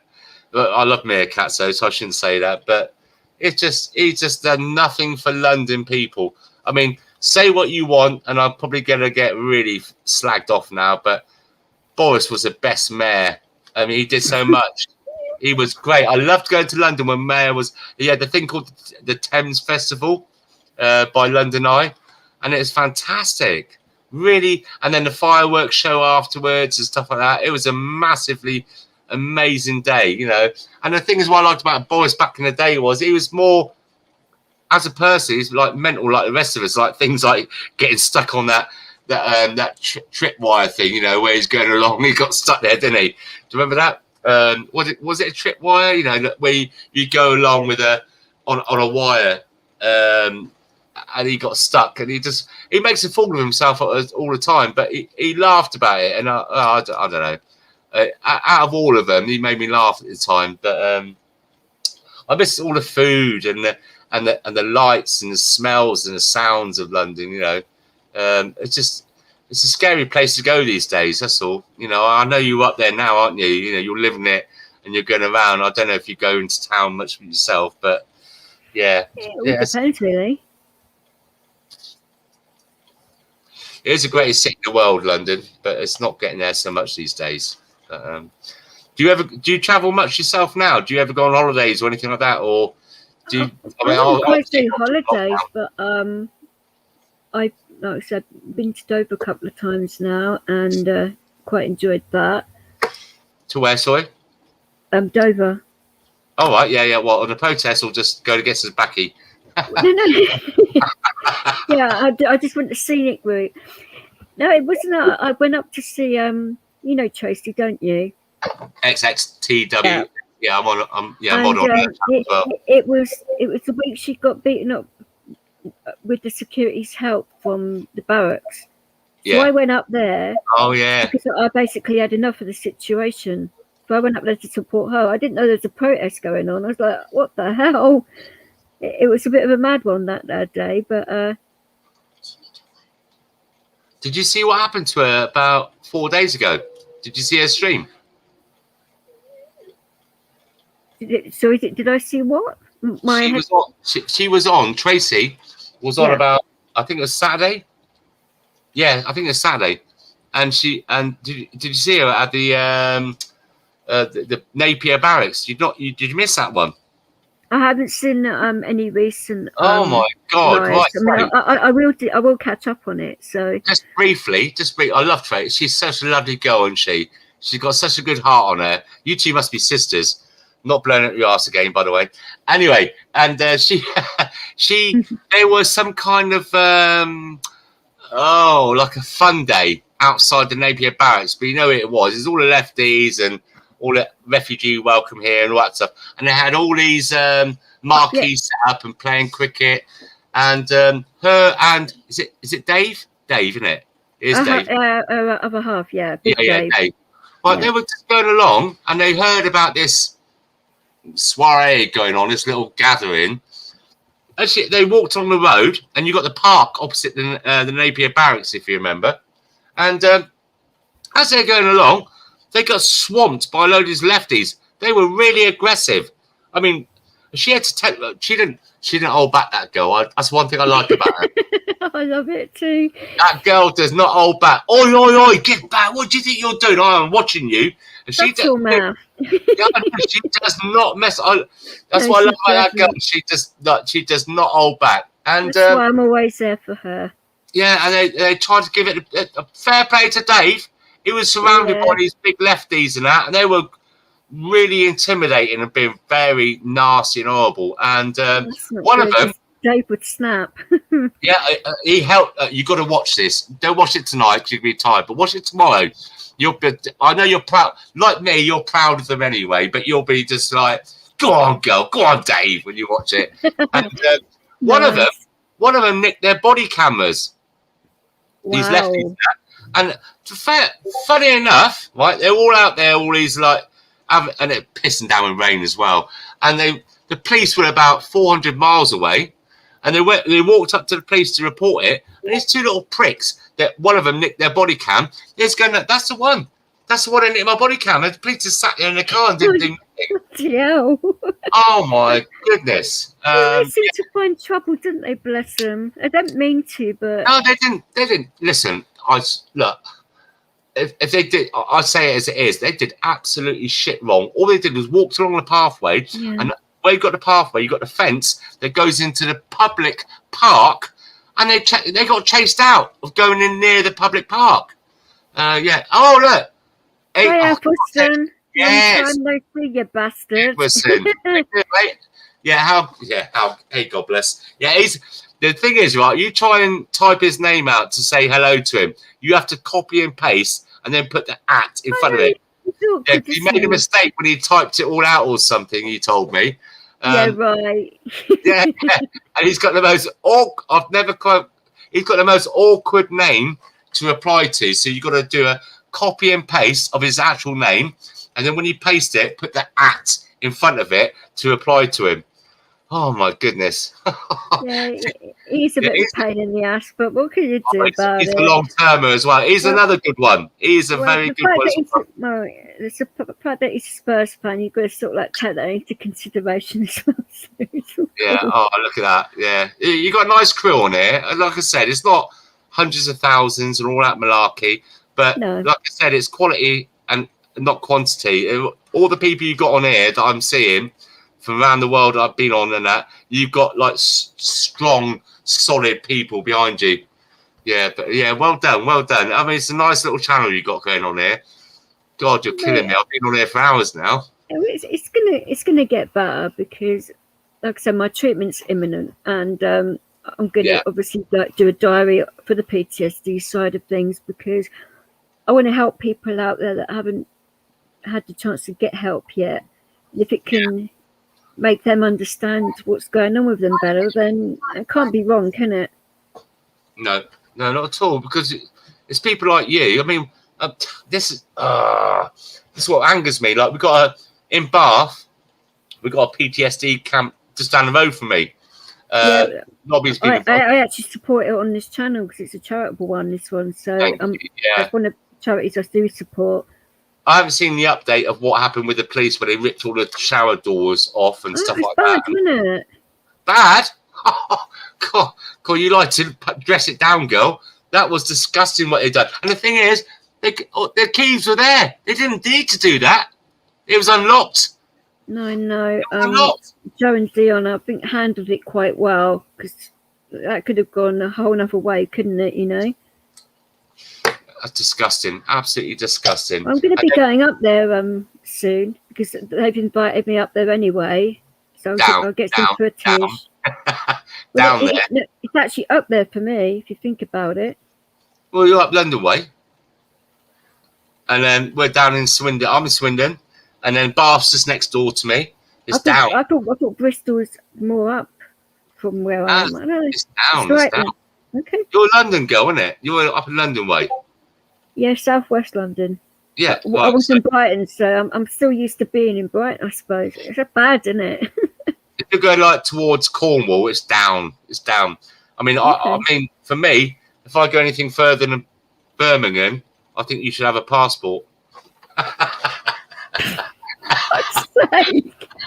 Oh yeah, I'm only joking. But you start insulting the Brummies now, you know.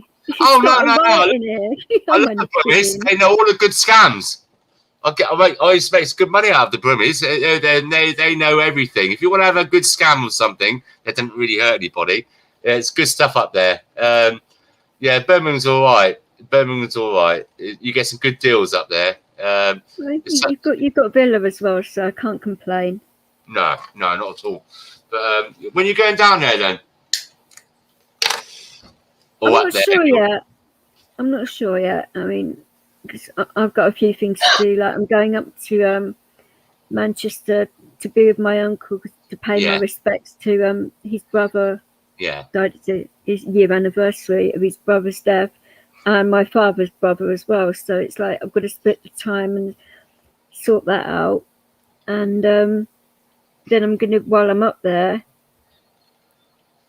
see what the area is like when I do move, because I've got to like choose an area to move to and that. Yeah. I'm looking in the whole of York at the moment. If I don't like anywhere in York, then I'll move back to Manchester. So it'll be one or the other for me. That's when we were talking about PSCD and the Bath camp. I was Nobby for a while. I know he got deleted, didn't he? Cancelled the band. Oh, why can't you just leave him alone? Hey? Why can't you just leave him alone? You know. Well, I've said to like down the Dover demo. I was like, mate, you got to calm down the language a little bit. The trouble is, it's hard to say to somebody who's ex-con like body. It's like when you're on a building site and that everybody or load of lads in a pub, we all left them blind after a few drinks and that kind of stuff. But yeah, but I can imagine. He's just been victimised and that and active. Yeah, Chris as well. I haven't seen much of him lately. But I know Nobby's still alive. He's still around and everything. Yeah. He just keeps getting attacked, on YouTube and that. A bit like Voice of Wales, Yeah. But they're still going, Voice of Wales. You know that, don't you? I didn't know they stopped. Okay. No, well, Voice of Wales got attacked for YouTube because there's a lefty one they called themselves the Voice of Wales as well, but we call them the Voice of Snails. And they got them deleted in the end. But Voice of Wales got their own website, and they're still doing lives. It's up in London at the weekend, covering this Israeli demonstration. Tommy Robinson went to it as well, actually. There's quite a lot of people, like Daddy Tomo and stuff like that. Like I said, no violence, no aggravation, nothing at all. The police were good as gold, to be fair. But yeah, Voice of Wales still going. Amazing in itself, isn't it? They got a Discord channel. They were stopped. They just got to just over 10,000, and then they got attacked by YouTube. But they're really nice lads. Really nice. They are. I'm born and bred in England and that, but I love going down to Wales. Seeing them and everything. They're really happy. That their streams, when they do their streams, are very uplifting and funny, and happy, and they're really nice guys. And I found that too. Yeah, PCB Wales as well. She's good. Kim, that's still going on there. I can't believe that Labour got back in the game down there, but it is what it is. One, isn't it? Yeah, it is. It is very much so. So, So I never even got my electoral card this year, which I thought was a bit of a nutter as well, because I'm on the electoral roll on that, but. This is it. That is a sore point with me. This electoral stuff.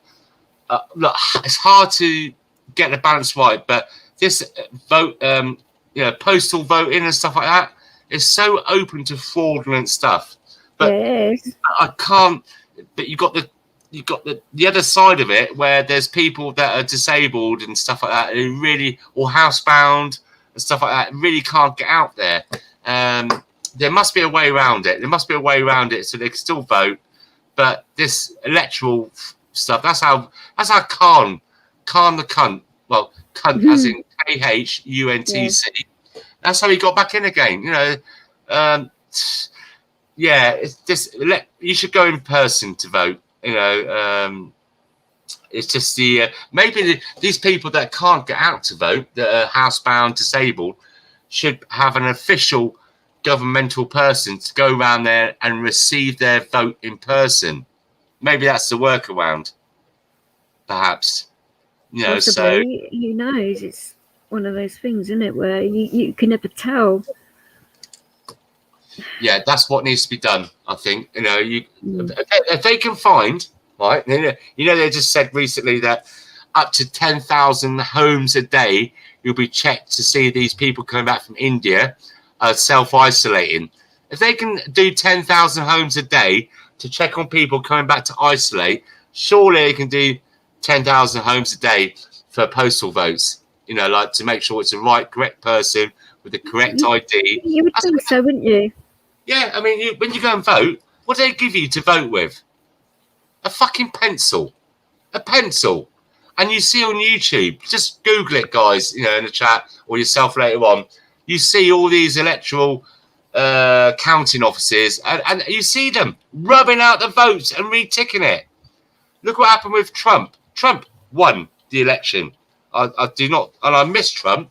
I don't care what anyone says about Trump. The only thing I liked about him as a politician, he was the only politician in my years that I've seen that his manifesto, he stuck to it. Tell me a politician that tells you to do this and do that and stuck to it. He is the only one. He is the only one that's done that. So, and when you got these people in these electoral, when they're counting the votes, you got people there are like you know, like ombudsman, you know, like keeping an eye on it. Yeah. And they're putting their hands up saying stop the vote, stop the count. There's irregular. I can't say it, I've had too many beers now. things not right. Things not right. And they were kicked out by security. And then when cameras were trying to put the camera film what was going on, they put cardboard up and boards up so you couldn't see what's going on. What a fucking crock. Yeah, It's so terrible when it's like that.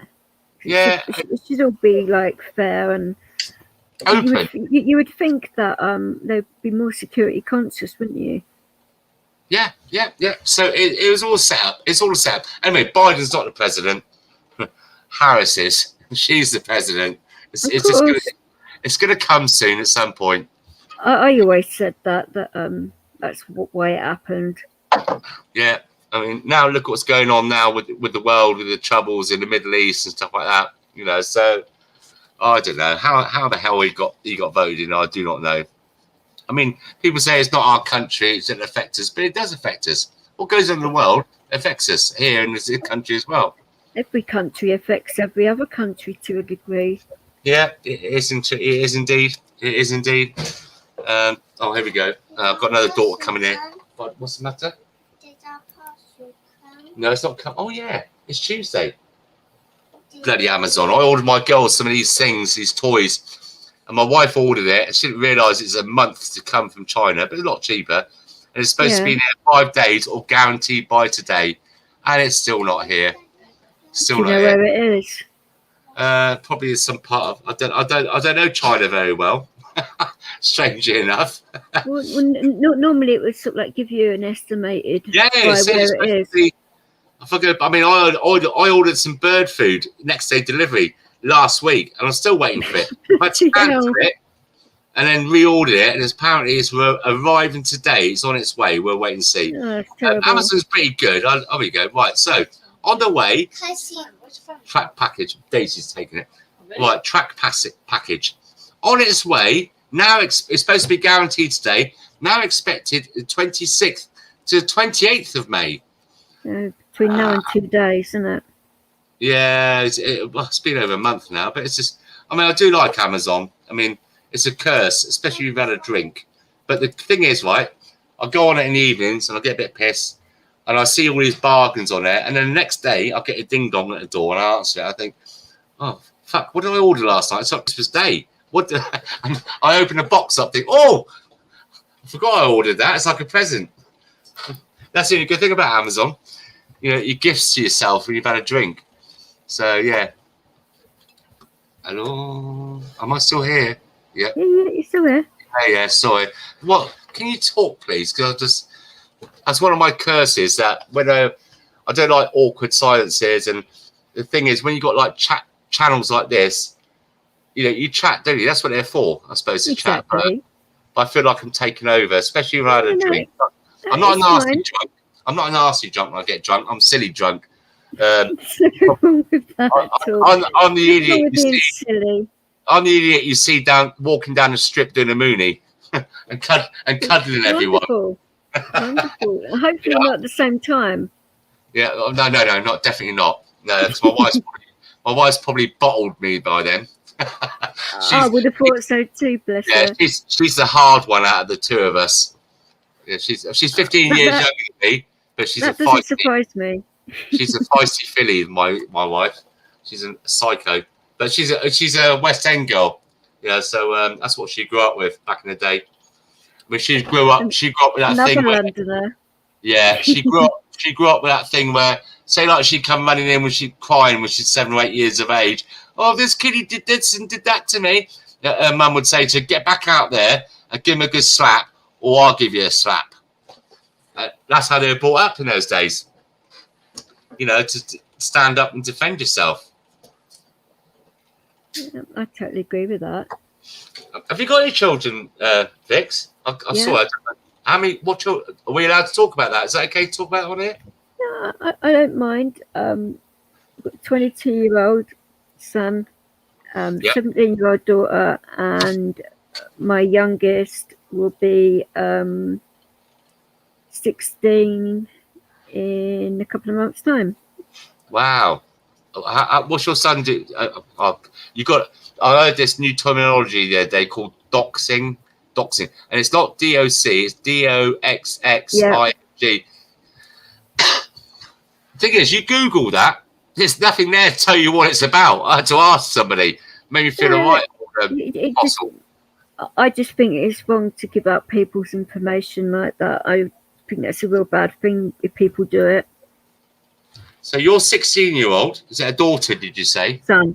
My youngest is, yeah. Like my well, for me, I've got a 2-year-old girl. Oh, she melts my heart. I bet she does. Yeah, we made her in Spain. She's got a Spanish name. And the bizarre thing is, she wasn't born in Spain. She's made in Spain. Bizarre thing is, she loves watching Spanish programs. She speaks Spanish all the time. How bizarre is that? Really freaky. Anyway, it still sleeps in bed with us. Speaking Spanish. Yeah, I love Spanish. I love speaking of Spanish lingo. But she still sleeps in bed with us, and it's like an H in our bed. I'm on one side on a slither of the bed, and we've got this huge bed. My wife's on the other side of the bed, but my daughter will lie lengthways. I think she wants to remain the only baby in the family. Anyway, keeps me and my wife apart from each other. And I've got an 8-year-old girl. She's beautiful as well. Then I've got the 12-year-old psycho banshee. She is a banshee, trust me. And then, I've got my oldest is a 21-year-old daughter, and I'm really blessed. I've got her first boyfriend, and he's amazing. I love him to bits. I'm more protective over him than her, and a really lovely family. It's really great family. Mum's head of NHS or something, and dad's a head teacher of school, and all the good things. It's really, really lovely family. But then I've got my boy who's 16, just turned 16. I do worry for him. I mean, he's got this lockdown thing. And that's why I'm relating to you with your boy who's near 16. Yeah. How's he coping about exams and no more school? Is this his last year in school, yeah? He's going to go into secondary and secondary, you mean college? Yeah, and all of that, and uni, and yeah. How did he get on with his exams? I wouldn't know because he doesn't live with me. So. Oh, sorry, I didn't know that. No, that's all right. I don't mind talking about it. It's just one of them things where sometimes the local authority make up stuff, and you're not believed at the end of the day, and that's the way it is. Yeah, that's why I said to you earlier on. I feel sorry for the kids. I think they should have done another year at school. The government should have done another year from at school, because the kids are just seeing his mates at school as well. They're all a bit depressed. I can't blame them because they haven't had the proper education for the past year and that. They haven't done so well at the exams. Yeah, it's just I worry for them. And he's depressed as well. I mean, obviously I'm his dad. If I have to work hard to support him and take him on work, I mean, I'd rather he come and work for me because he's clever little shit. But yeah, it's just very difficult for kids this year. Very difficult. So, I mean, I just see a comment there. Was it a CF? Shut the stream down. Is it really bad? We haven't mentioned our names. We're not doxing each other. No. He's talking about the chat. It's a bit toxic. But... Oh, is it? Sorry, I haven't been reading it. Sorry, CF. I didn't. I just thought I might have said something wrong. No. And if I need to be if I thought that, I would have said something. You know. Yeah, I've had a beer, and if I need to be put in check, I would not take it offensively. You know, we all, like, if we're in a pub and we're a little bit out of order. I don't mean to be nasty out of order. I would never be doing that to anyone. Exactly. Just put me in check if I said something bad. But going back to this, don't worry. Good girl. I hope so. Yeah, I wouldn't be offended in any way, because it's late at night. I've had a drink, and I'm not steaming. I'm not steaming. No. But the school side of things, I feel sorry for him. Obviously I'm biased because my boy, although he's a gobby little shite, and since he's got a bit older, he's getting taller than me, and he thinks he's Arnold Schwarzenegger. Calling your kid a gobshite. Oh no, he is. Oh my god, he gets because he's getting taller than me now, and he knows I've got arthritis. He thinks he can do me. Taking advantage, is he? Yeah, he stands up to me. My only things I got in my defence is I'm changing the Wi-Fi codes. Wi-Fi hostage situation. I love it. Yeah. How pathetic is that? I'm looking at things. I can't do this. I can't do that. I can't physically take him on because I don't want to hurt him. But the only thing I can do is say, right, the Wi-Fi's going off. Forget the Xbox. I'm disabling the account. I got the codes for it, and that kind of puts him in check. But yeah, it's just life, isn't it? It's just what it is. Listen, I've got to think about getting going in a minute because I'm babbling now.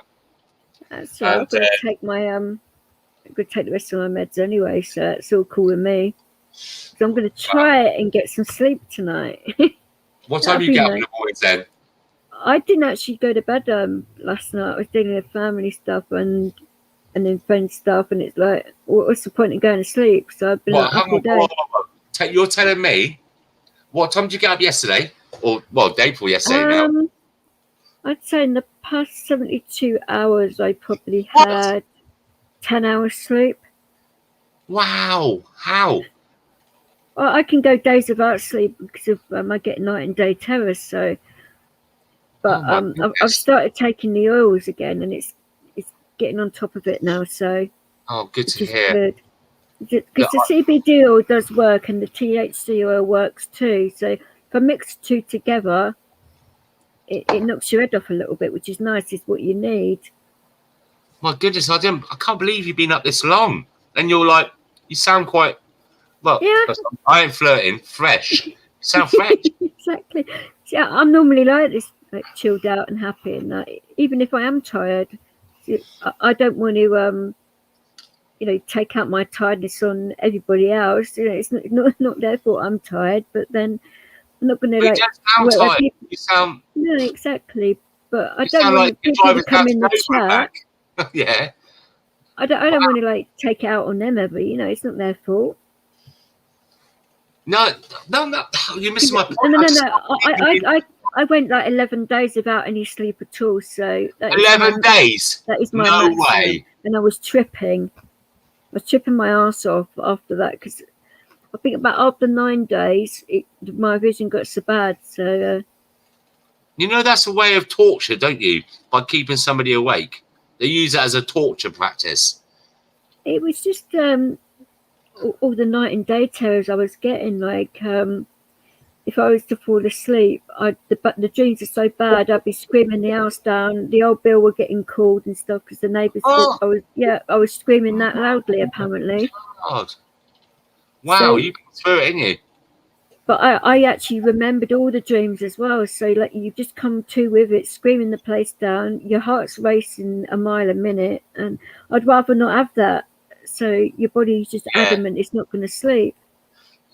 When you can hear your heartbeat in your ears as I well. hate that. Yeah, oh, I've had that. I've had One that. of those things, isn't it? You know. Do you know what? I don't know if this helps at all. I mean, like I said, I've gone through a few bits and pieces as well. Everybody's different. Everything affects everybody differently. One of the things that helped me was do it as a dissertation, psychology. And I studied. It's a roller coaster. Trust me, it's scary because you start doing it at first, and you start reading through all the things like Carl Jung and all the other psychologists, you know, stuff like that, and you think, wow, this is really interesting. And then they start showing things about people who might be psychotic or this or that, and you think, oh my God, is that me? Is that me? And you start questioning yourself and self-analyzing yourself. But when you get through it all, it really helps you to understand who you are and other people as well. I mean, I don't psychoanalyze everybody, but the body language, people's mannerisms and stuff like that, for me, business-wise as well, you know, when I'm talking to somebody for the first time, to get that, you know, without being callous when I say that, you know, it just helps. Have you ever studied psychology? I don't think I need to. Oh, no. I'm not saying no on that, sir. No, I'm just saying it's a really nice thing to go through because it helps you understand things you're going through and to process I'm it. waiting for that right now. That's what my treatment's about. I'm going to be seeing a psych, doing it like that. I've done all that. I went through that and never had. Well, oh no, it's different things to different people. But for me, it didn't really help. But I was a young boy then. I was a young boy, young buck. It can't be any worse the way I see it because PTSD is making me worse each day. So I've got to get my head around that to a degree to get better. Yeah, no. PTSD is all new for me. Yeah, it's like I said to you, it's like with grief, you know, it's different for everybody, you know, or heartbreak or relationship breakups or whatever in life that kind of like puts you in that dark place in life. It's different for everybody, and everybody needs a different type of help, you know. It's where you are in life at the time. So yeah, I'm just saying, if you ever get a chance to look into it, and if you feel that you've got the time, have a look into it. It is interesting. That's my personal experience, you know. And I'm just passing on it might not work for you. It might work for you. And if it worked for you, and I pass that bit of advice on to you, then that help you sleep better at night. that's why I look during the day. Yeah. Oh, I can't believe you was awake for 11 days though. Yeah. I was on like everybody's live streams. It was mad. Yeah, and, 9 days in a row. Absolutely, 9 days. It was 11 days. It's 11 my days. maximum, but after 9, my vision was going haywire. And I wouldn't advise doing that, by the way, because you do feel like you're tripping your ass off, even though you're not. Look, I've done 3 days tripping my ass off, literally. I was a kid. But that's self-inflicted, though. Sleep, when you're sleep deprived, it's not, is it? You just can't help it sometimes. And I think, though, going through all of this, so you can certainly help other people in ways of coping, because you've seen both sides of it. You know what can trigger it more or what can make it better. And if that person hasn't tried that yet and it works for them too, it's passing on knowledge that can be used in a good way, and people aren't going to be terrorized by it either, because they're with a person that's already been through it, so they know that person wouldn't feel judged. Because I think some people do feel that they're being judgmental and whatever. Yes, yeah. That's the thing I don't like, where people are judgmental against people that are going through different experiences in life.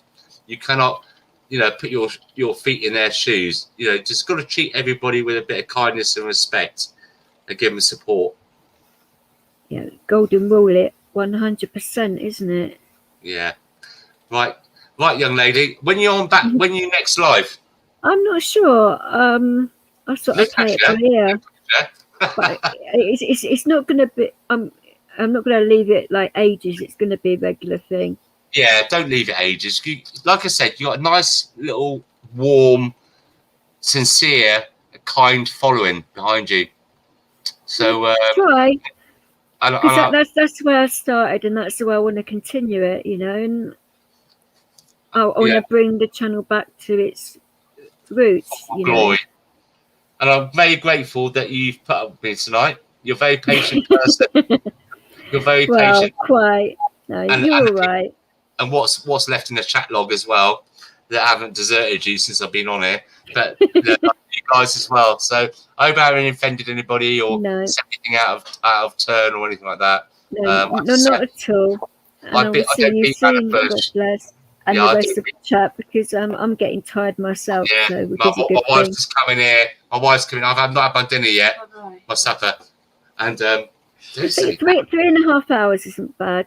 I wasn't even going to be. Is that what you've been on for? Yeah. Wow. Thing. I was only going to be a quick one for me, but no. I just thought I'd quickly jump in and say hello to you because I haven't seen you for a long time. You know what they say, don't you? Time flies when you're having fun. Exactly. Anyway, on that note, take care. God bless. You take care, guys, in chat, and I will be live soon, and maybe God bless to jump in again. Maybe not. Who knows? Hey, who knows? I might be less so. I'll be more sober then. Don't know if you can put up right. Right. Good night, guys. Have a really good night. Make sure you all like and subscribe to DJ. She's a good girl. Take care. Cheers, I'm guys. off. Night. Good evening. Cheers, Bye. guys. Bye.